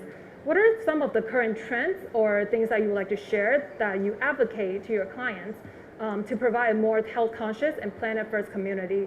Like what are some challenges that you encounter along the way? It's interesting. I think actually in Hong Kong, we are already quite innovative, but of course there's a lot we can do to push it even further. I think it helps also that JLL itself is actually quite innovative, and that's been a great way to actually educate our own clients. For example, we tour our clients all the time through our own office space. Our landlord, Tsui, happens to be quite at the forefront of anything sustainability and ESG related. That also helps.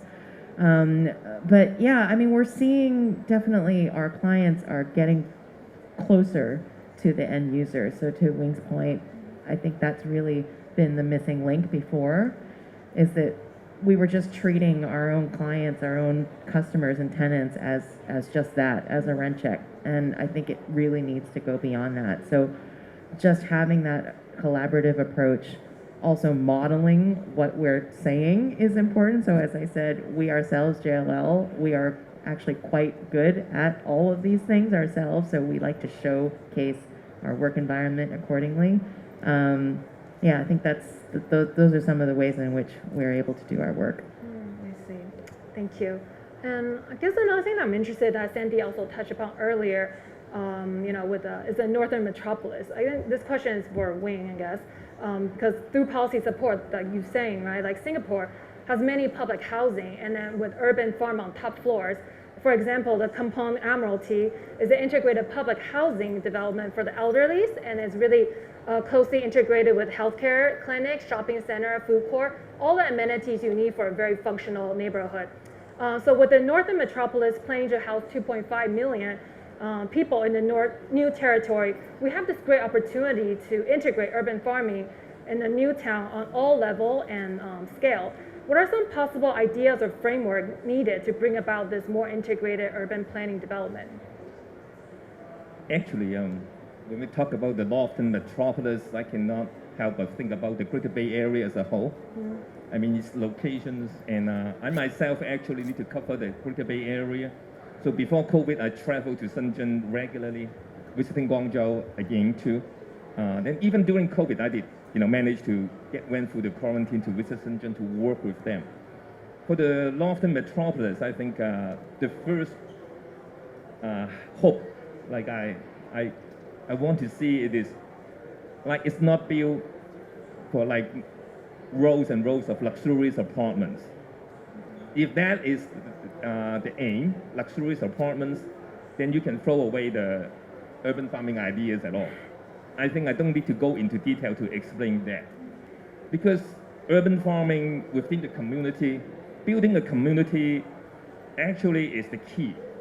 Many cities around the world is very successful with urban farming. I mean, if you go to even New York City, like, I mean, in the residential area, in Queens, in Brooklyn, those areas, you can see many urban farms. But they're nesting within the community, supported by the communities, and they are thriving. They are great because the community themselves actually maintain it and want to make it greater. So you need to build the right community, and with Greater Bay in mind, and hopefully it's like, mid-income levels, the younger generations, technologies is more appeal to them, how they can work with apps to create a community, to speak with each other, I mean, exchanging, their produce, so that it becomes not just something for show. It's actually sustaining the community, creating bonding between the communities is most important. Many, many times, like when I was visiting other cities, particularly those urban farms, I mean, everyone working the farms knows each other. They know when to talk to someone to get what they want. Let's put it that way. And I mean, it's really happy community. I mean, you don't need to go online to do farm really to do that. I mean, you can do it in real life. So hopefully the community that the Northern Metropolis focus is really, targeting, the group like really favor urban farming, and that's definitely not for the luxurious apartments. not for luxurious apartment only, so we have different. I don't know. I would love to see like an agricultural neighborhood built in the northern metropolis. And it doesn't have to be, not luxurious. It can be for, different price points. But around the world, there's a lot of examples like that. It's in a way going back in time, actually, building around a food source and Basic bringing needs. people to this kind of area because it's self-sufficient. Your food is right there. It's also really pleasant, and to, for example, raise your kids around a working farm. You don't have to work it yourself, but maybe you do. Maybe that's like a cooperative model. You actually have to put in some time in order to benefit. What is the urban version of that? That could be really interesting. Yeah, I agree. But I think probably you need some luxurious apartment to make it To financially support viable. it financially. Exactly. That's why we need different tiers to really come together, a community, very organic. I guess now that we know, we have a clear understanding of innovation and also the status quo we have in Hong Kong, I would like to fly a kite to all three of you. Maybe Sandy, you can answer first. Like, what are the possibility and opportunity here in Hong Kong? Specifically, what kind of regulatory innovation incentive do we need in Hong Kong in order to bring, in order to design for well-being, to allow urban farming to happen in both inner city regeneration and also the new town planning that we just mentioned? And how do we think outside the existing policy framework to make urban agriculture more accessible and feasible? At the same time, feel free to fly any kites and idea for awareness and discussion. Maybe you could start with Sandy. Not an easy question to Yes, answer. that's why I'm saying flying a kite here, anything goes. Well, I think the focus of the government has been for some time on new development, shall we say. So there are a lot of regulations in place that support that in terms of provision of greenery. I mentioned earlier the provision of public open space. They're increasing that. But we have a big problem in Hong Kong because of the urban areas, the old urban areas, that are becoming derelict faster than they're being redeveloped. And they're aging at a faster rate than the Urban Development Department, Urban Redevelopment Department, URA, can actually go in and redevelop these. So it's a very big problem.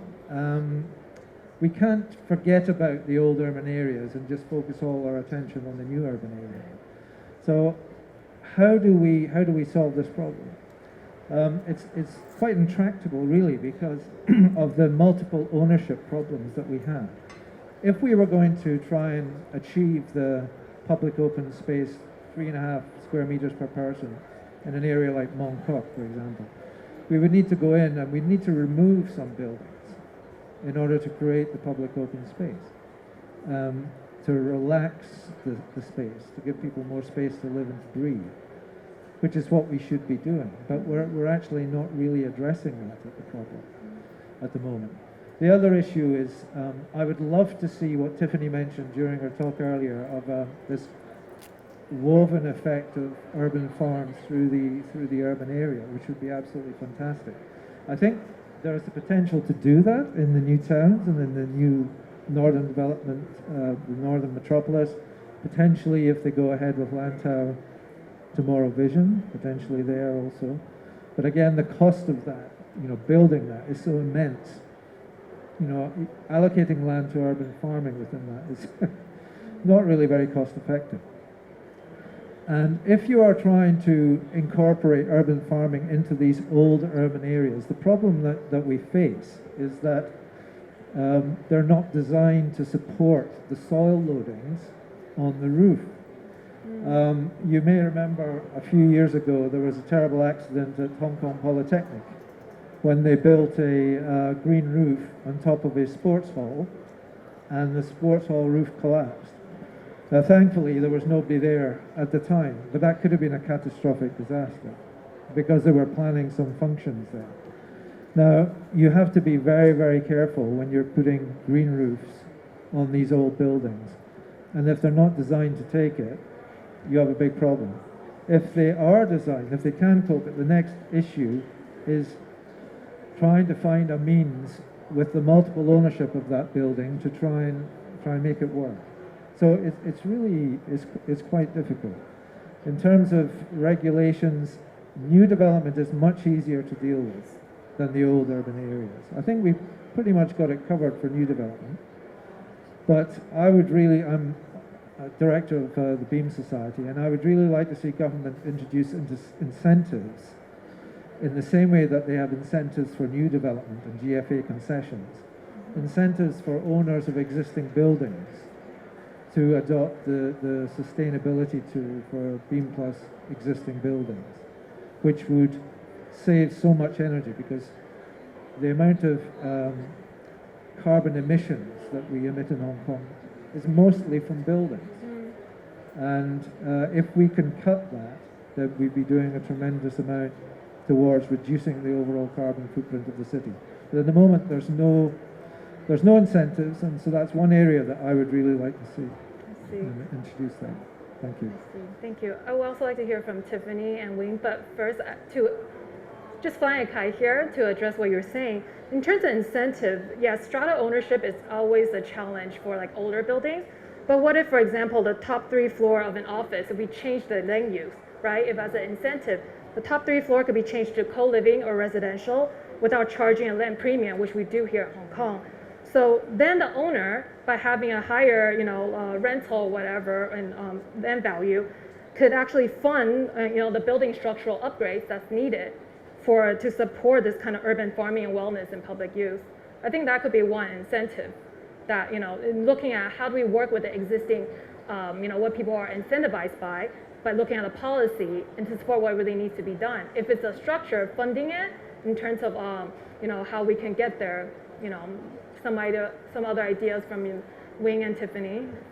Yeah, again, I'm probably the least innovative in the bunch, but flying a kite. I've always wondered why Hong Kong doesn't have Sponge City here in terms of just, a way to treat our impermeable surfaces. I mean, maybe the two of you have an answer to that, but... Car park, underground car park. Yeah, but in my mind, I mean, why do we not employ this more? Because, okay, maybe urban farming is one way to look at it, but at a more broader kind of level, if we greened the city more, obviously there are huge climate mitigation effects for that. We have a heat island, right? This is a concrete, pretty much built environment jungle, right up against nature, which is great, but the built environment, there's so many opportunities to do that, right? The hardscapes are everywhere. I mean, I look at your previous projects and, they're beautiful, but some of them are for, clients that are still primarily focused on the hardscape. To convince them to treat open space differently is challenging. So I think we should consider that more. I know maybe there were small attempts here and there in the past to do it, but I have a dream. I have a dream that one day I can zoom in on, I don't know, the heart of Central. And, we have a client in common there, but if their portfolio was completely blanketed in biophilia, obviously there are growing opportunities for that in terms of edibles, but just from a actually beautification perspective, and also to help their buildings be more efficient, you don't have to spend as much to cool it, and you can drain the water more easily. That would be amazing. So I have a dream. If in 10-15 years I can zoom in from Google Earth and look at what I know to be the heart of Central, and yet it looks like a canyon of green, oh my gosh, I would be so happy. Thank you. We have 2 questions from the audience. First, I think this is for Tiffany. In foreign countries, biomimicry also incorporates into building design to raise awareness amongst public towards the nature.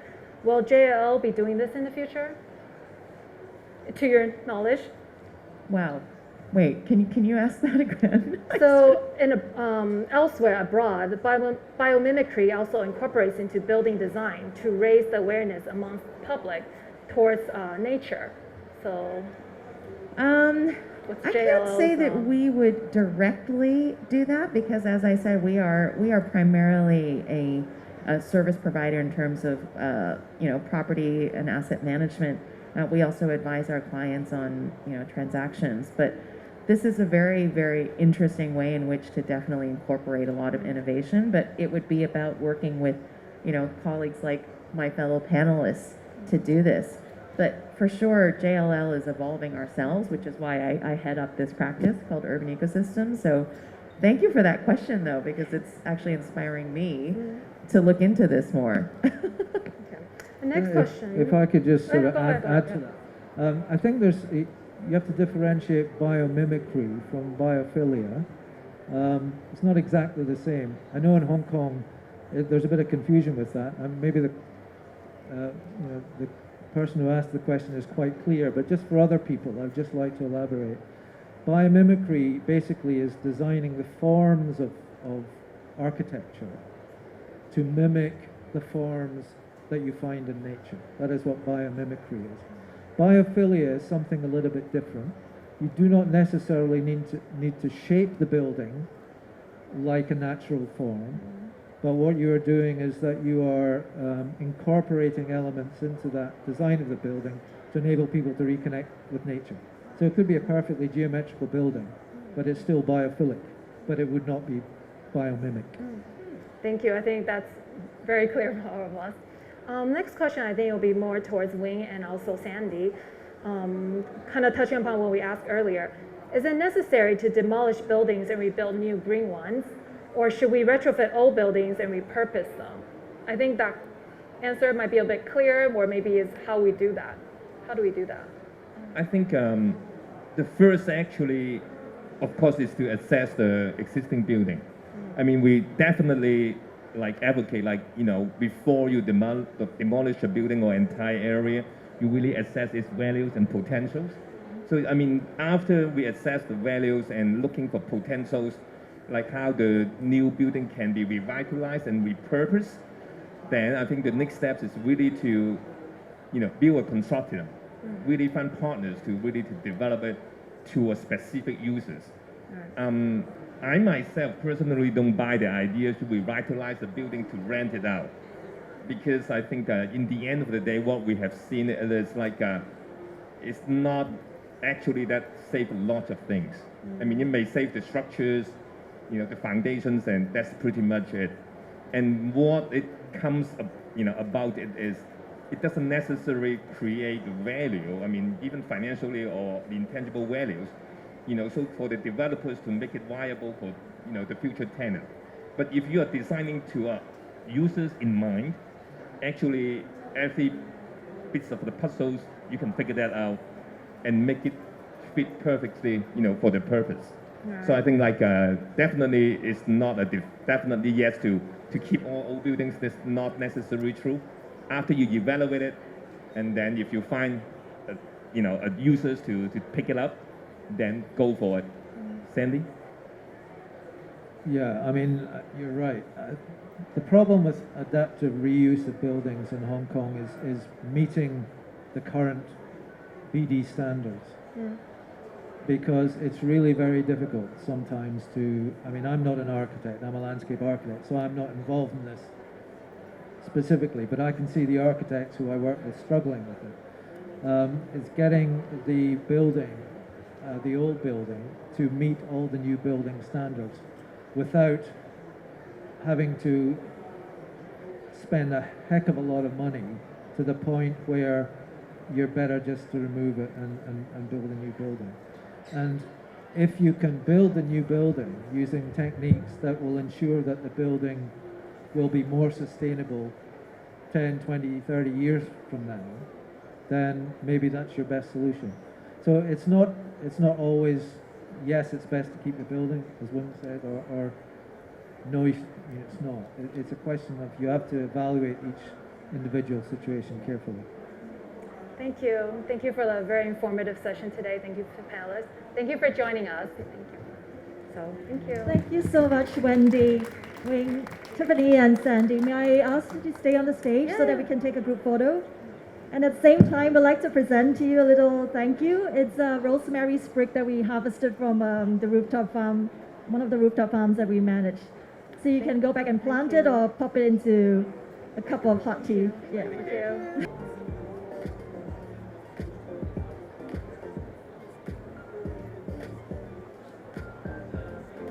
Thank you so much.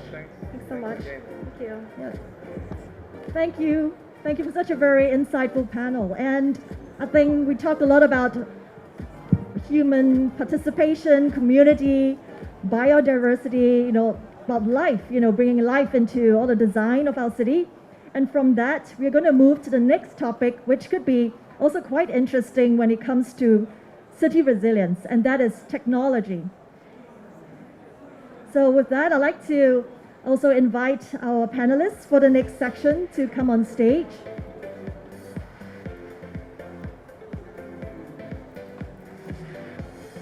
So I'd like to invite Charles from the Wall Street Journal, as well as Mr. Andy N from Andy N Group, as well as Noise, Jessica from IDCC and Sunrise City, as well as Kenneth from Google. So let me do a little bit of an introduction on the next panel. So the wave of new technology from Web3, blockchain, and also even the metaverse has moved way beyond, obviously, from the gaming industry, and now it's impacting industries such as retail and even the real estate. So what are the opportunities for technology like that to enhance the impact tracking and enhance impact generation in the city of the future? And so this is what we would love to hear from our moderator and our panelists today. So I'd like to hand the time over to Charles. Thank you very much. Thank you, Michelle. Welcome everybody to this panel, The Future of Impact with New Tech. Be seated, we will kick off really shortly. For those who don't know me, my name is Charles Ho from the Wall Street Journal, also today's moderator. And for those who do know me, Charles speaking from the WSJ, also today's moderator. Could I start with the few necessarily the housekeeping rule? We will kickstart since I notified that someone will be viewing this online. So for those viewing this online or on-demand video, you guys are, the rule is still applicable to all of you. So we are all very delighted to have you here to today's panel. The upcoming dialogue may not be able to cover all the topics, the new technologies towards all the ecosystems, but we will definitely try tapping all those tech, maybe Web3, changing the game around the generating, tracking, amplifying the impact. So let me introduce the panelists joining us today. We've got Andy Ang, CEO of Andy N Group. And we've got Jessica Zhang, co-founder, operations director of Hong Kong Impact Data Consortium Chain, IDCC. And last but not least, we've got Kenneth Wong, strategic account director from Google. And also, I would like to specifically thank the organizers today, Rooftop Republic and Rethink 2022, especially Vivian and Chloe, since we could not have this panel happen without the tremendous support from all of you. The best team we are having here, the most sustainable team we are having. So let's crack on, since I've been aware of the time. So we start with a quick self-introduction and share an anecdote on tech application on sustainability development. For me, myself, I'm a fan of a pop band, Coldplay. They've been doing a sustainable tour recently. So they've been asking the fans to dance on the kinetic floor and ride on the electricity generating pedal bikes to get rid of the fossil fuels as much as possible. So that's my anecdote. So Andy, how about you? Hi, Charles. Thank you.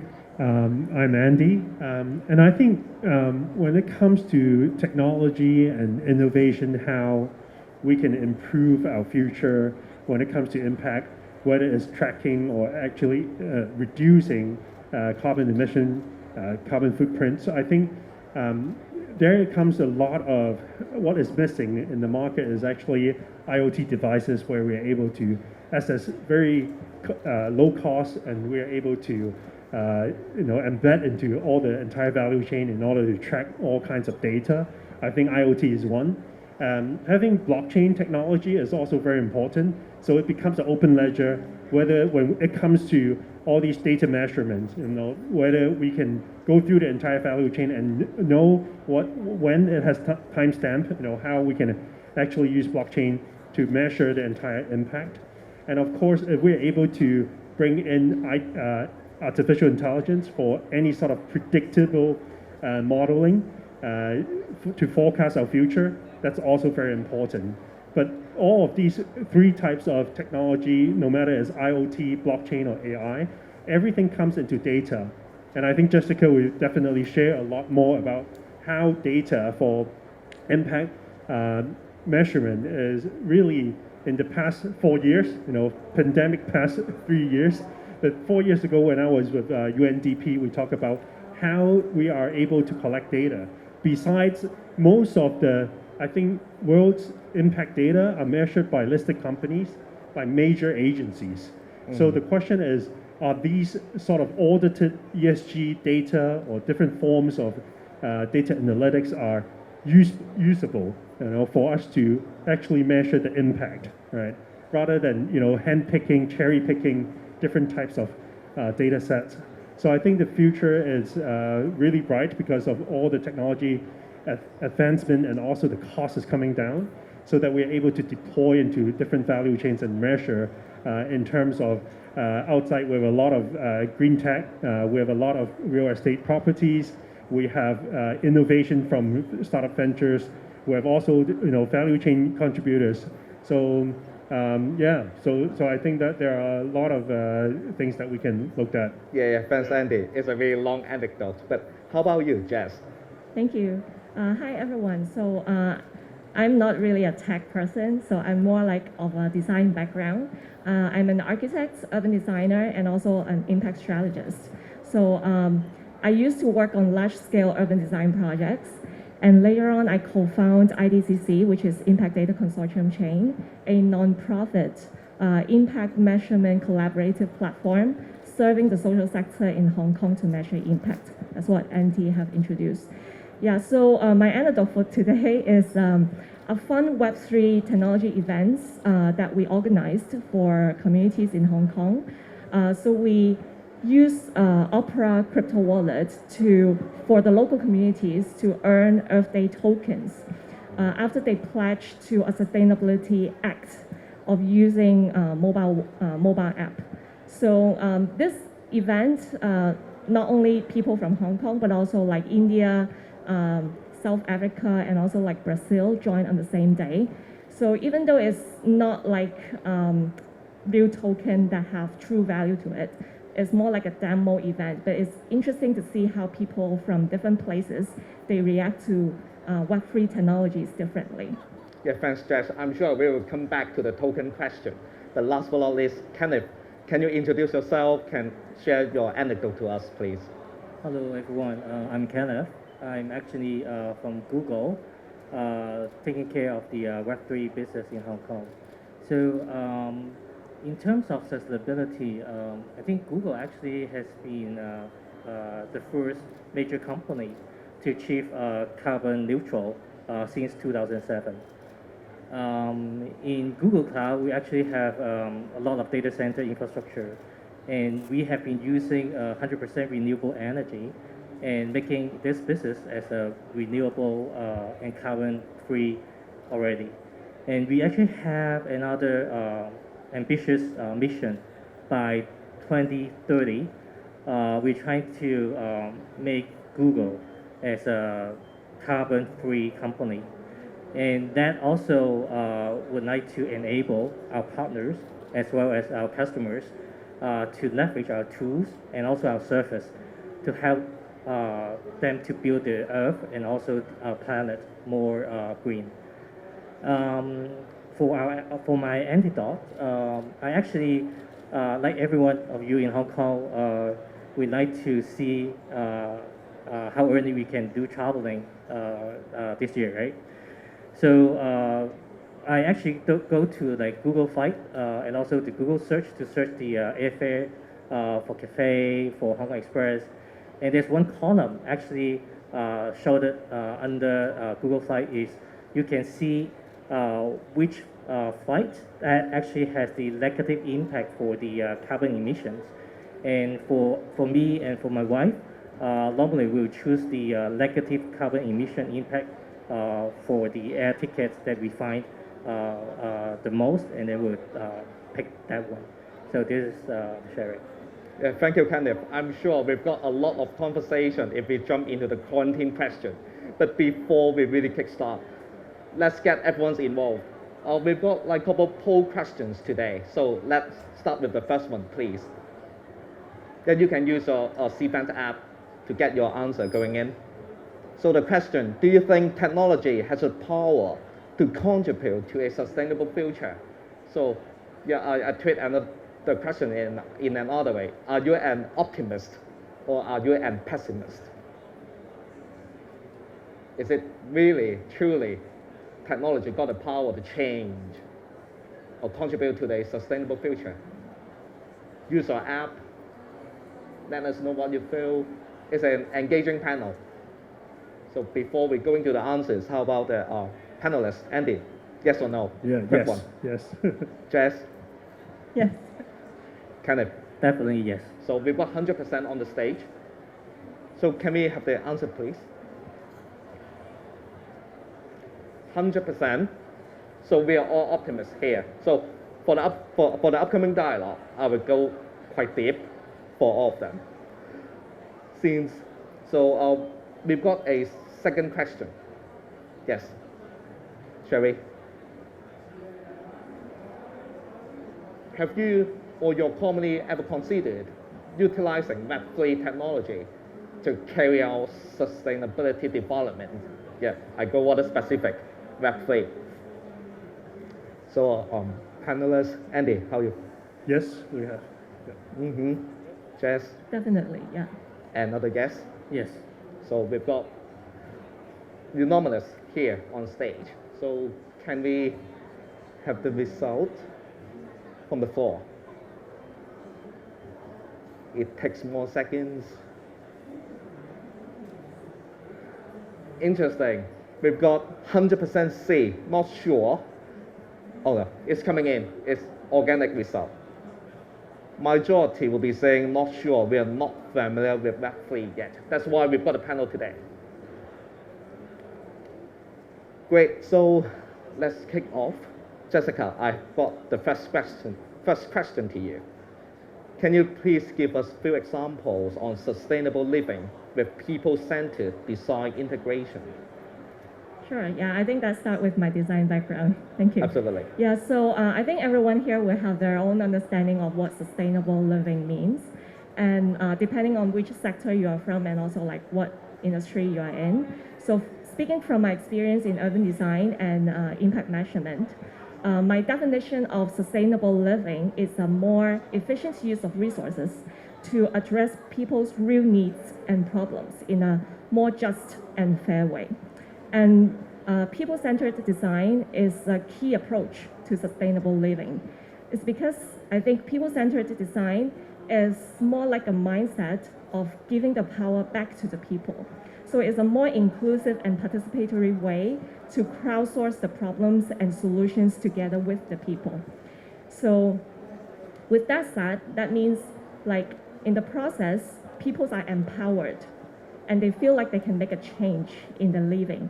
And also they feel more own to the solutions, so they are more willing to put in their own resources to solve the problems together. And that's how I understand the problems can be like identified more precisely and also belong to the people. And also at the same time, the resource can be used more effectively and efficiently to solve the problems. So speaking of the examples, I think in urban design, I will quote from Jane Jacob that cities have the capability of providing something for everybody only because and only when they are created by everybody. So I think that's like summarize people-centered design pretty well. And speaking from my impact measurement and management perspective, so a lot of companies, they face the problem of limited resources, like not to say for impact measurement. So how can we create a sustainable way of impact measurement? So we adopt people-centered design approach as well. So like in the workshop, we guide the companies to think from the perspectives of their clients. So like really ask and understand what are the significant changes that the client would experience after receiving the products and services from them. So in that sense, the changes are mapped like in a pathways, and the outcomes are identified more related to the clients and also more crucial to the business. So I think that's a more efficient way of using resource to measure those identified outcomes. So I could really point out, is it something in between what we call customer journey or users engagement, so that it's a personalized experience and structure? Yeah, so letting the clients to tell you what are the changes that influence them the most. Okay, thank you, Jess. So Andy, go to you now. So in your expertise, what are the latest technologies, including application of blockchain into the impact tracking? Can you let us know a bit? Yeah, so when we talk about Web3, it's very, like, I saw the survey, right? Web3, no one really understands what it is. But if we go back to Web 1 is read only. So we only read news back in 1996 onwards. And then with Web 2, that came in that we can read and write. And then now Web3 is read, write, and own the data.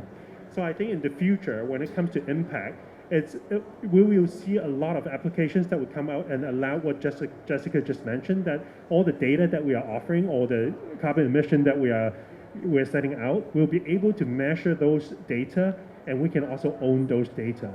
And a lot of applications are happening around the world right now because the ESG topic, the impact topic has been, like, everyone can feel it finally, feel the heat, feel the climate change, feel the reality that we see. Things are changing because of our consuming power. We cannot ask the world to stop consuming. We will be continue to consume every day. Even though coming to this venue, they ask us to bring our own bottle.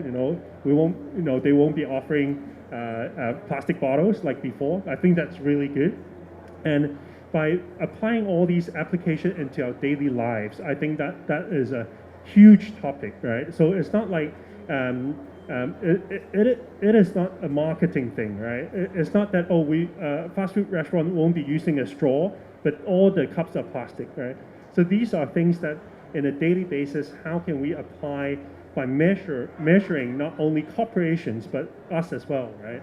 So there are a few ventures, startups that they do measure exactly what would be the output. I'll give you an example. Let's say a corporation that they have 20,000 staffs, and they would say, we spend 20 hours times 20,000 staffs that we do volunteer works, right? So what does it mean? It means nothing in the report. But if we are able to measure that because 20 hours times 20,000 staff, we're able to pack up 20,000 tons of rubbish, right, from the beach, then now we have the data. So I think that sort of data metrics is missing because in all these ESG scoring, we only have a sort of quarterly report, but we don't have a real-time data. So that's why I think the applications that comes in will be humongous. And for example, we give one more example is that we are launching a project with a Hong Kong bus company, one of the leading bus company. They have a plan to roll out electric buses and also solar buses for the next 10 years, right? And then this model is really interesting because if we are able to democratize or decentralize the model to citizens, where people are able to receive an NFT or a smart contract, that they have a voting right. So the more you walk or the more you take electric or solar buses, you can have the right to vote in the next 10 years which district, which location would come out with the first electric buses, right? So because they cannot deploy right today, like in a year to deploy 4,000 buses, electric buses, it's impossible. So these are some of the applications where we are able to involve, and with all these activities that we ride buses every day, we take on the buses, we're able to collect points, And with the points, we can have voting rights, we can have different free rides, maybe we can go to the bus stations. There's a lot of applications that we can actually get the consumers to involve into a sort of project or application. Yeah, so I think there's a lot of sharing that I can share later on. Yeah. Thanks, Andy. I shall come back to you on the tokens and the point scheme. So, Kenneth, for you, in terms of infrastructure or platform, especially where you're from, where you're working for, how does technology help to accelerate the impact and strengthen the tracking methodology from your point of view? Okay. I think from our company standpoint, we have a lot of tools and infrastructure actually be able to aid the customers and also the users to help check on the impact, what they do to impact the society and also the planet. I can co-example, I think back in 2018, we actually helped one government actually to see how those people actually do overfishing in a public sea or public ocean. Based on the Google Earth data, we keep track with every day what's the activities of the fishermen to do the fishings that they do in the public sea.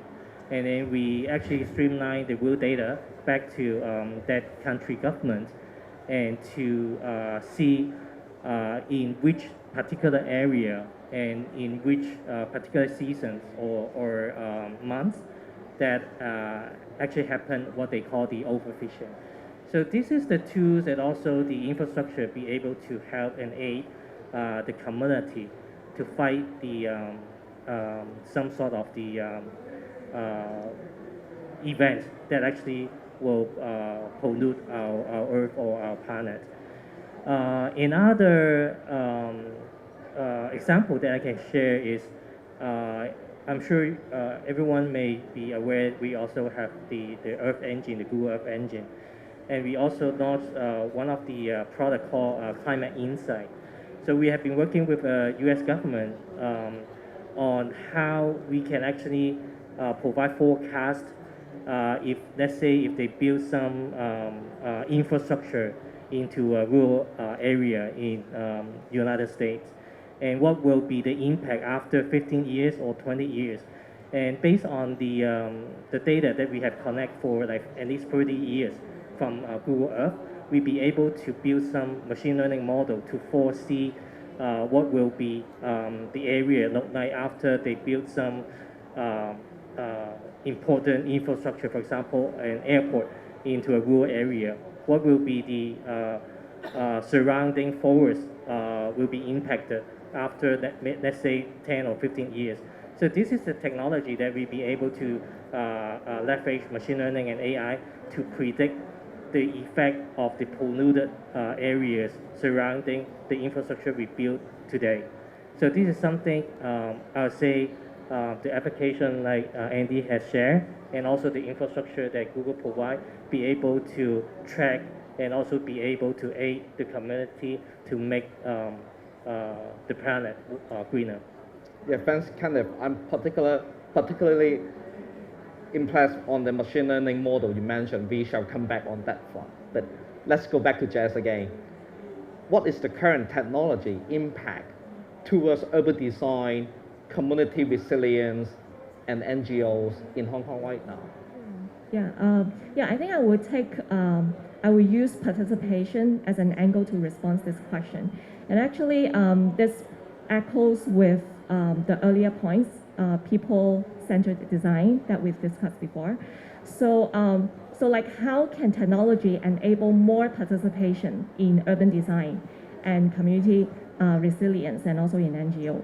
So as I said before, I think people-centered design, participation is the key. So for example, when a city is designed with people-centered mindset, there must be certain level of participations involved. So that's how can technology actually enable more participation during this city making process. So it's something that that's really intrigued me and I'm interested in. So for example, UN has a project called Block by Block. So it's actually a Minecraft tool, a participatory tool for the local communities to participate in design and upgrade their existing public space together with the government officials. So it's a project that has been piloted in mainly developing regions of the world and really empower the so-called underrepresented populations in improving their own neighborhood using technology. So this is a project started way back in 2016, and now people are saying using metaverse, but for the same purpose, also for community engagement and also participation. But the difference is now with metaverse, you have more immersive experience to participate in the design and give feedback to the city that created in a virtual world. Yeah, thanks, Jess. I'm sure it's an interaction in between, no matter it's a top-down approach or bottom-up approach regarding on all those technology impact. But before we go to Andy, so for everyone sitting here, if you got any questions to our panelists, feel free to submit your questions via the app. This event will be doing the final Q&A with your participation. So feel free to submit any questions if you got any queries for the speakers. So let's go back to Andy. New technology, blockchain, we shall cover the topic. Is it open up now for new fundraising avenues from blockchain? Well, definitely, whenever we mention words like Web3 or blockchain, it's a buzzword these days, and whether it is open up for fundraising, I think it's definitely a technology that is inevitable for the next decade, where we need these kinds of innovation and technology in order for us to, as a venture startup, as an entrepreneur, you need to adopt the newest technology, and these are the foundation layers that we need to consider. But unfortunately, when we talk about blockchain, there's a lot of debate and discussion. Because one transaction on the Ethereum network, it goes through 1.2 million computers, right? That's the energy consumption issues that people would challenge and say, hey, is this necessary?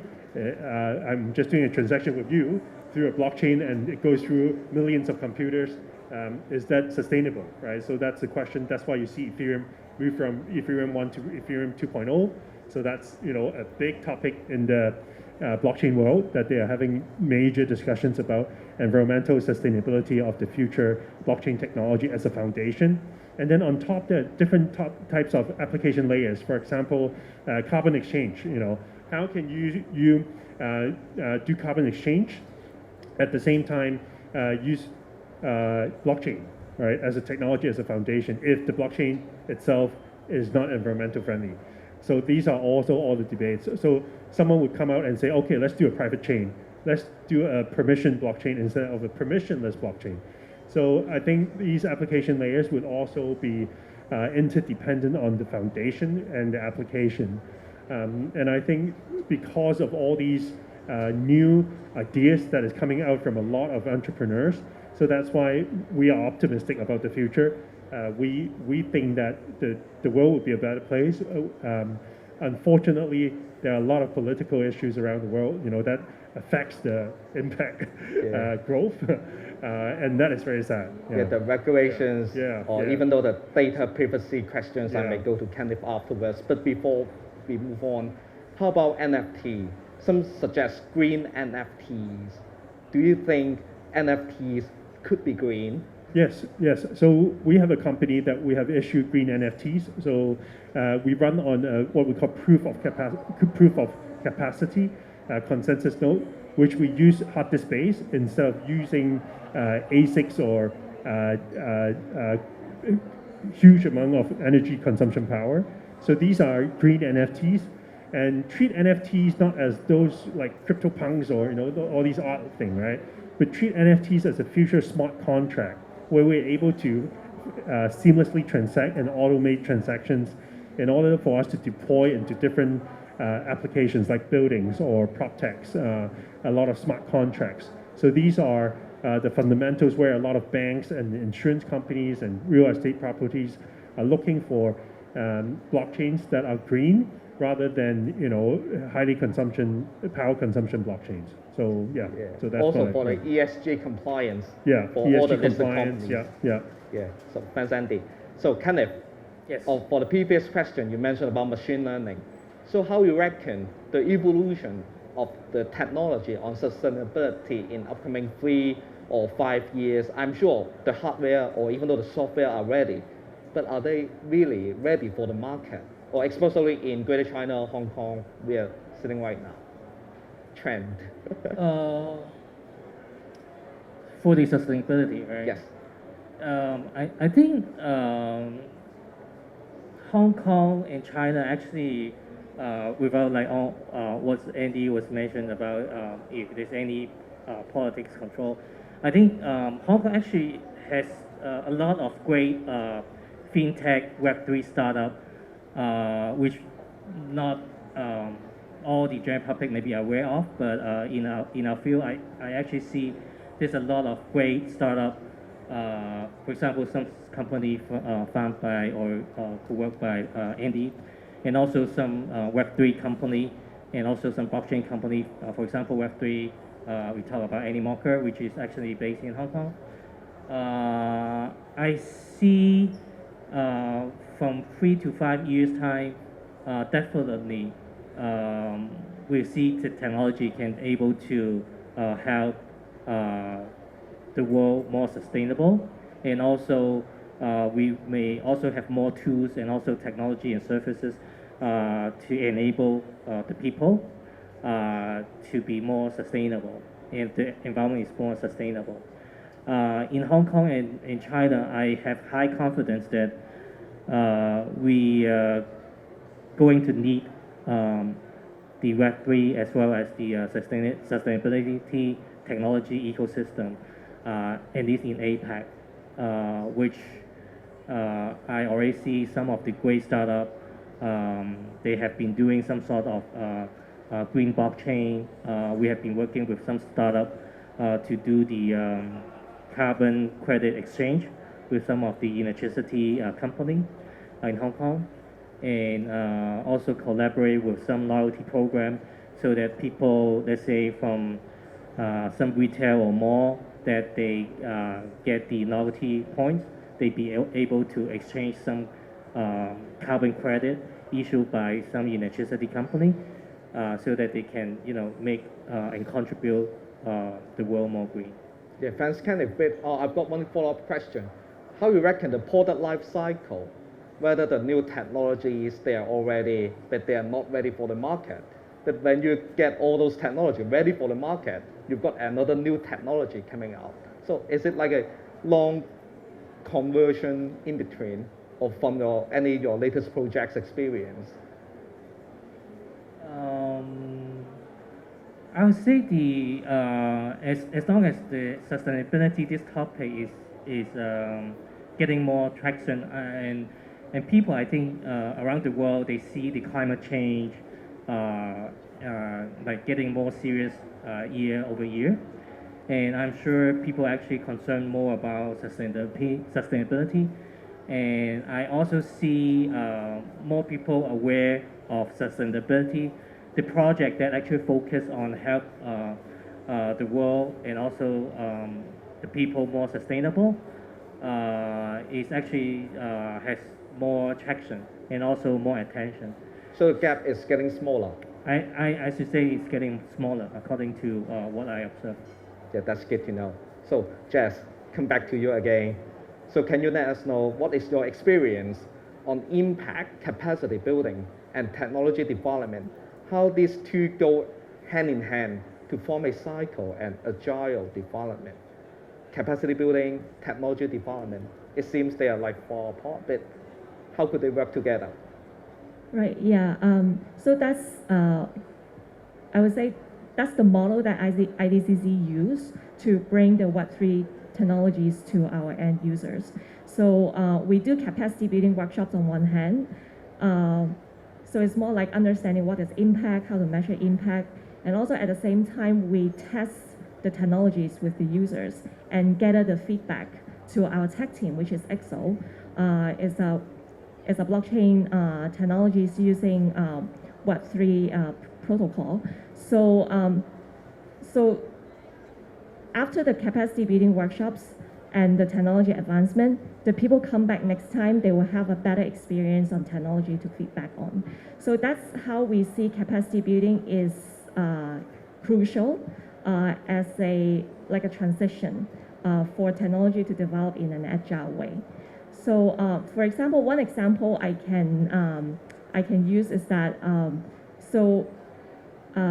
for the impact measurement platform we used to have key safe for logging into the applications. But then we have huge setback because users had great difficulties in memorizing the key phrases and managing their keys and all that. So that we have that feedback to the tech team, and eventually we get rid of the key safe, and now integrating Web3 auth into the applications. So for a more user-friendly experience for managing their keys and also logging in to the application and sign transactions and all that. So I see that's why we adopt this model, like capacity building and technology development to form a feedback loop in order to bring the technologies closer to the real use case on the ground. Yeah, thanks, Jess. Before we really go to the Q&A questions, I've seen a lot of questions coming in. I'll try to address all those, but feel free if you've got extra questions coming in, I'll check from the iPad here. So Jess, going back to the question of getting to form a cycle of agile development, do you think the policies, regulators, government, are they supportive to all those initiatives, or is it still like a bottom-up approach, everything goes organic from the NGOs, from the entrepreneurs, from all the startups? How's the policies around? Are they nurturing a good soil or environment for the development, as you mentioned? Yeah, I would say so. In terms of the technology development, we adopt more like a user-centric approach, and also developing it bit by bit, iteratively. But then I would say it's more like a mindset change, like how to get people actually adopt the technology and how to get people to actually do impact measurement in their business. So this is something that government as a key actor or player in the industry can really to nurture the mindset change in the business. So one example is outcome-based financing. So there has been successful cases like a pay-for-success model for incentivizing social outcomes or social developments in projects, and the outcomes can actually be financed in a more innovative way. So I see this is how the government can take the initiative to encourage more social development. Yeah, thanks, Jess. Since we got one question saying that how can we address the digital governance issue? So that's something I discussed with Kenneth on the data privacy, even though the infrastructure is set up. So panelists here, how you reckon, how we address the digital governance? Is it an issue? Anyone? Yeah. Yeah, I think if you look at a lot of these projects out there, it used to be decentralized. Now it's coming into regulatory areas where we see policy issuers, we see jurisdictions coming in place. And I think it's important because if we go for a completely decentralized economy, it doesn't really make sense at all. So digital identity, even in the value chain, we need to do a sort of know your customer, whether it's money laundering, how can we do anti-money laundering. Even though you issue a smart contract, we are working with legal counsels that we can actually issue the smart contract and NFT and put the hash back into jurisdictions of, let's say, Hong Kong law or Singapore law or Dubai law, right? So it comes with a smart contract with a local law. So I think that legal are also coming into digital identity, how you're able to identify someone coming into your premises, right, without knowing who they are. So it's a huge topic. I think, Kenneth might have a lot of thoughts as well. Yeah, I agree. We're not living in a utopia. There's a lot of good people, and we also see a lot of theft and also some cyber attack in the Web3 world. We see some venture capital actually lost quite a big lump sum because of some cyber attack and also some hacker.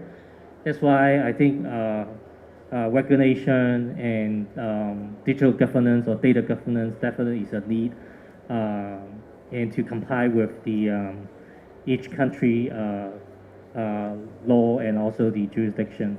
So I think digital governance is a must. Jess, you got any idea on digital governance? Necessary, essential, or we can get rid of it if somehow? Well, yeah, when we talk about impact measurement, there's a lot of personal data involved, right? So like before Web3, we talk about data privacy protection law. So like in Hong Kong, the PDPO is actually one of the most comprehensive data protection law in Asia. But then Web3 really, like what Andy said, bring in the promise of data ownership and data sovereignty. So like people take full control of their data, can manage the data, like who can access and view and also use the data is, I think is a very important that Web3 technologies can bring to impact measurement. And that's also why we start to develop the impact measurement platform using blockchain technologies. Yeah, thank you, Jess.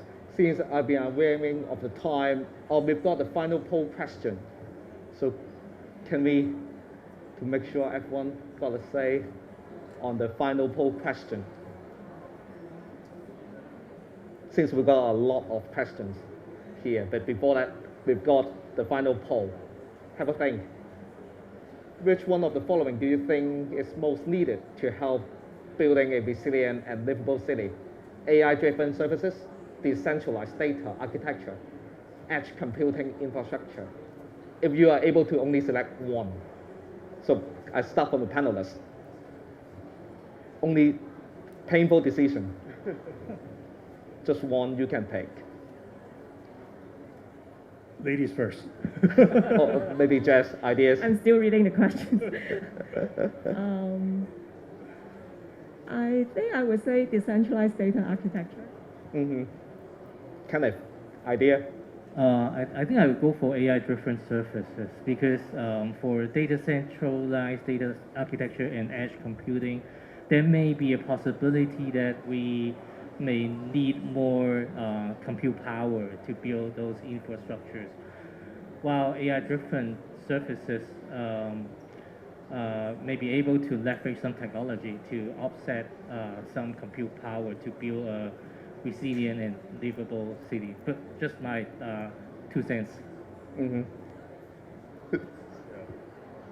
And Tai Chi, the Tai Chi sign, yin and yang.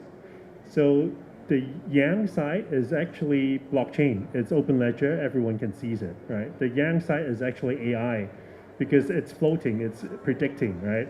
But inside the yin yang, you see the small circle and the 2 small circles. That's a $1 trillion question, how a corporation or company can actually, in a floating decentralized model, you're able to centralize the data and do measurements.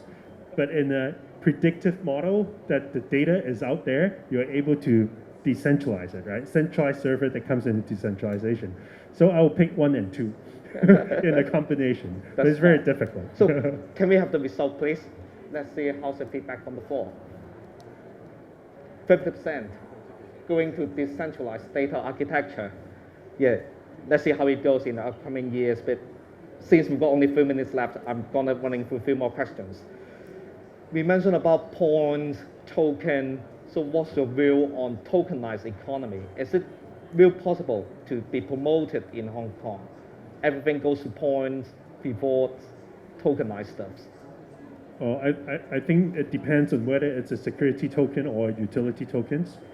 Security tokens, we'll leave it to the SFC or HKMA to take care of that.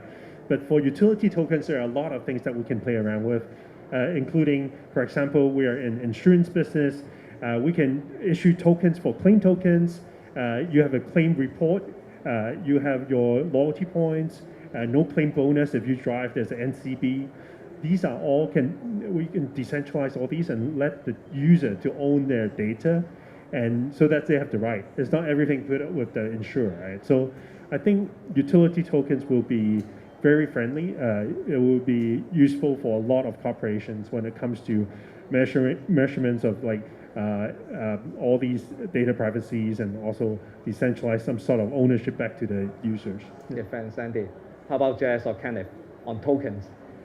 Yeah, so speaking again from impact measurement, I think like we are talking about how to tokenize the outcomes as a way to incentivize the impact of social innovation projects. So like imagine when a project have achieved a certain outcomes, and the project can actually make that impact claims on blockchain. And the claims, after verified, the person can then receive a verifiable certificates for that outcomes. So that token is actually representing the verifiable certificate of that outcome. So I see how that's like outcomes from measurement can be tokenized, and to incentivize the participation in the project. Yeah, thanks, Jess. How about Kenneth? Tokens, points.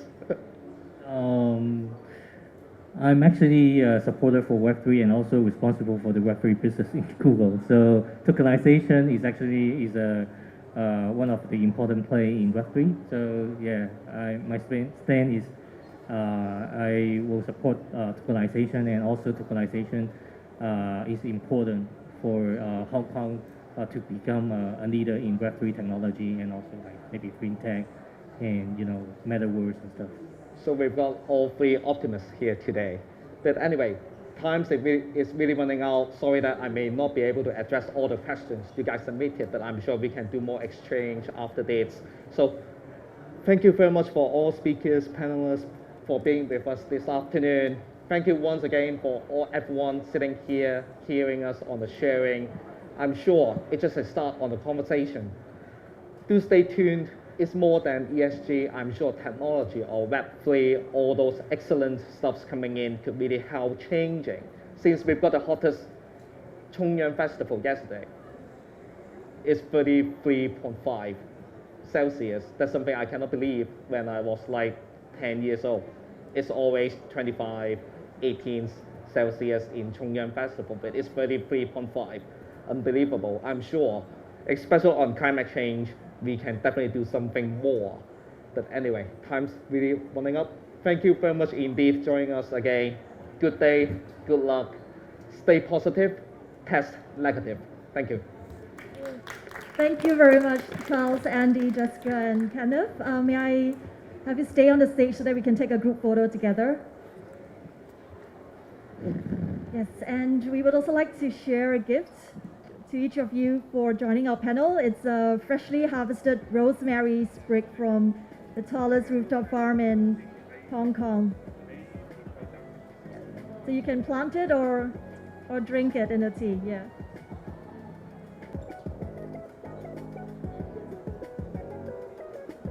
Thank you, everyone.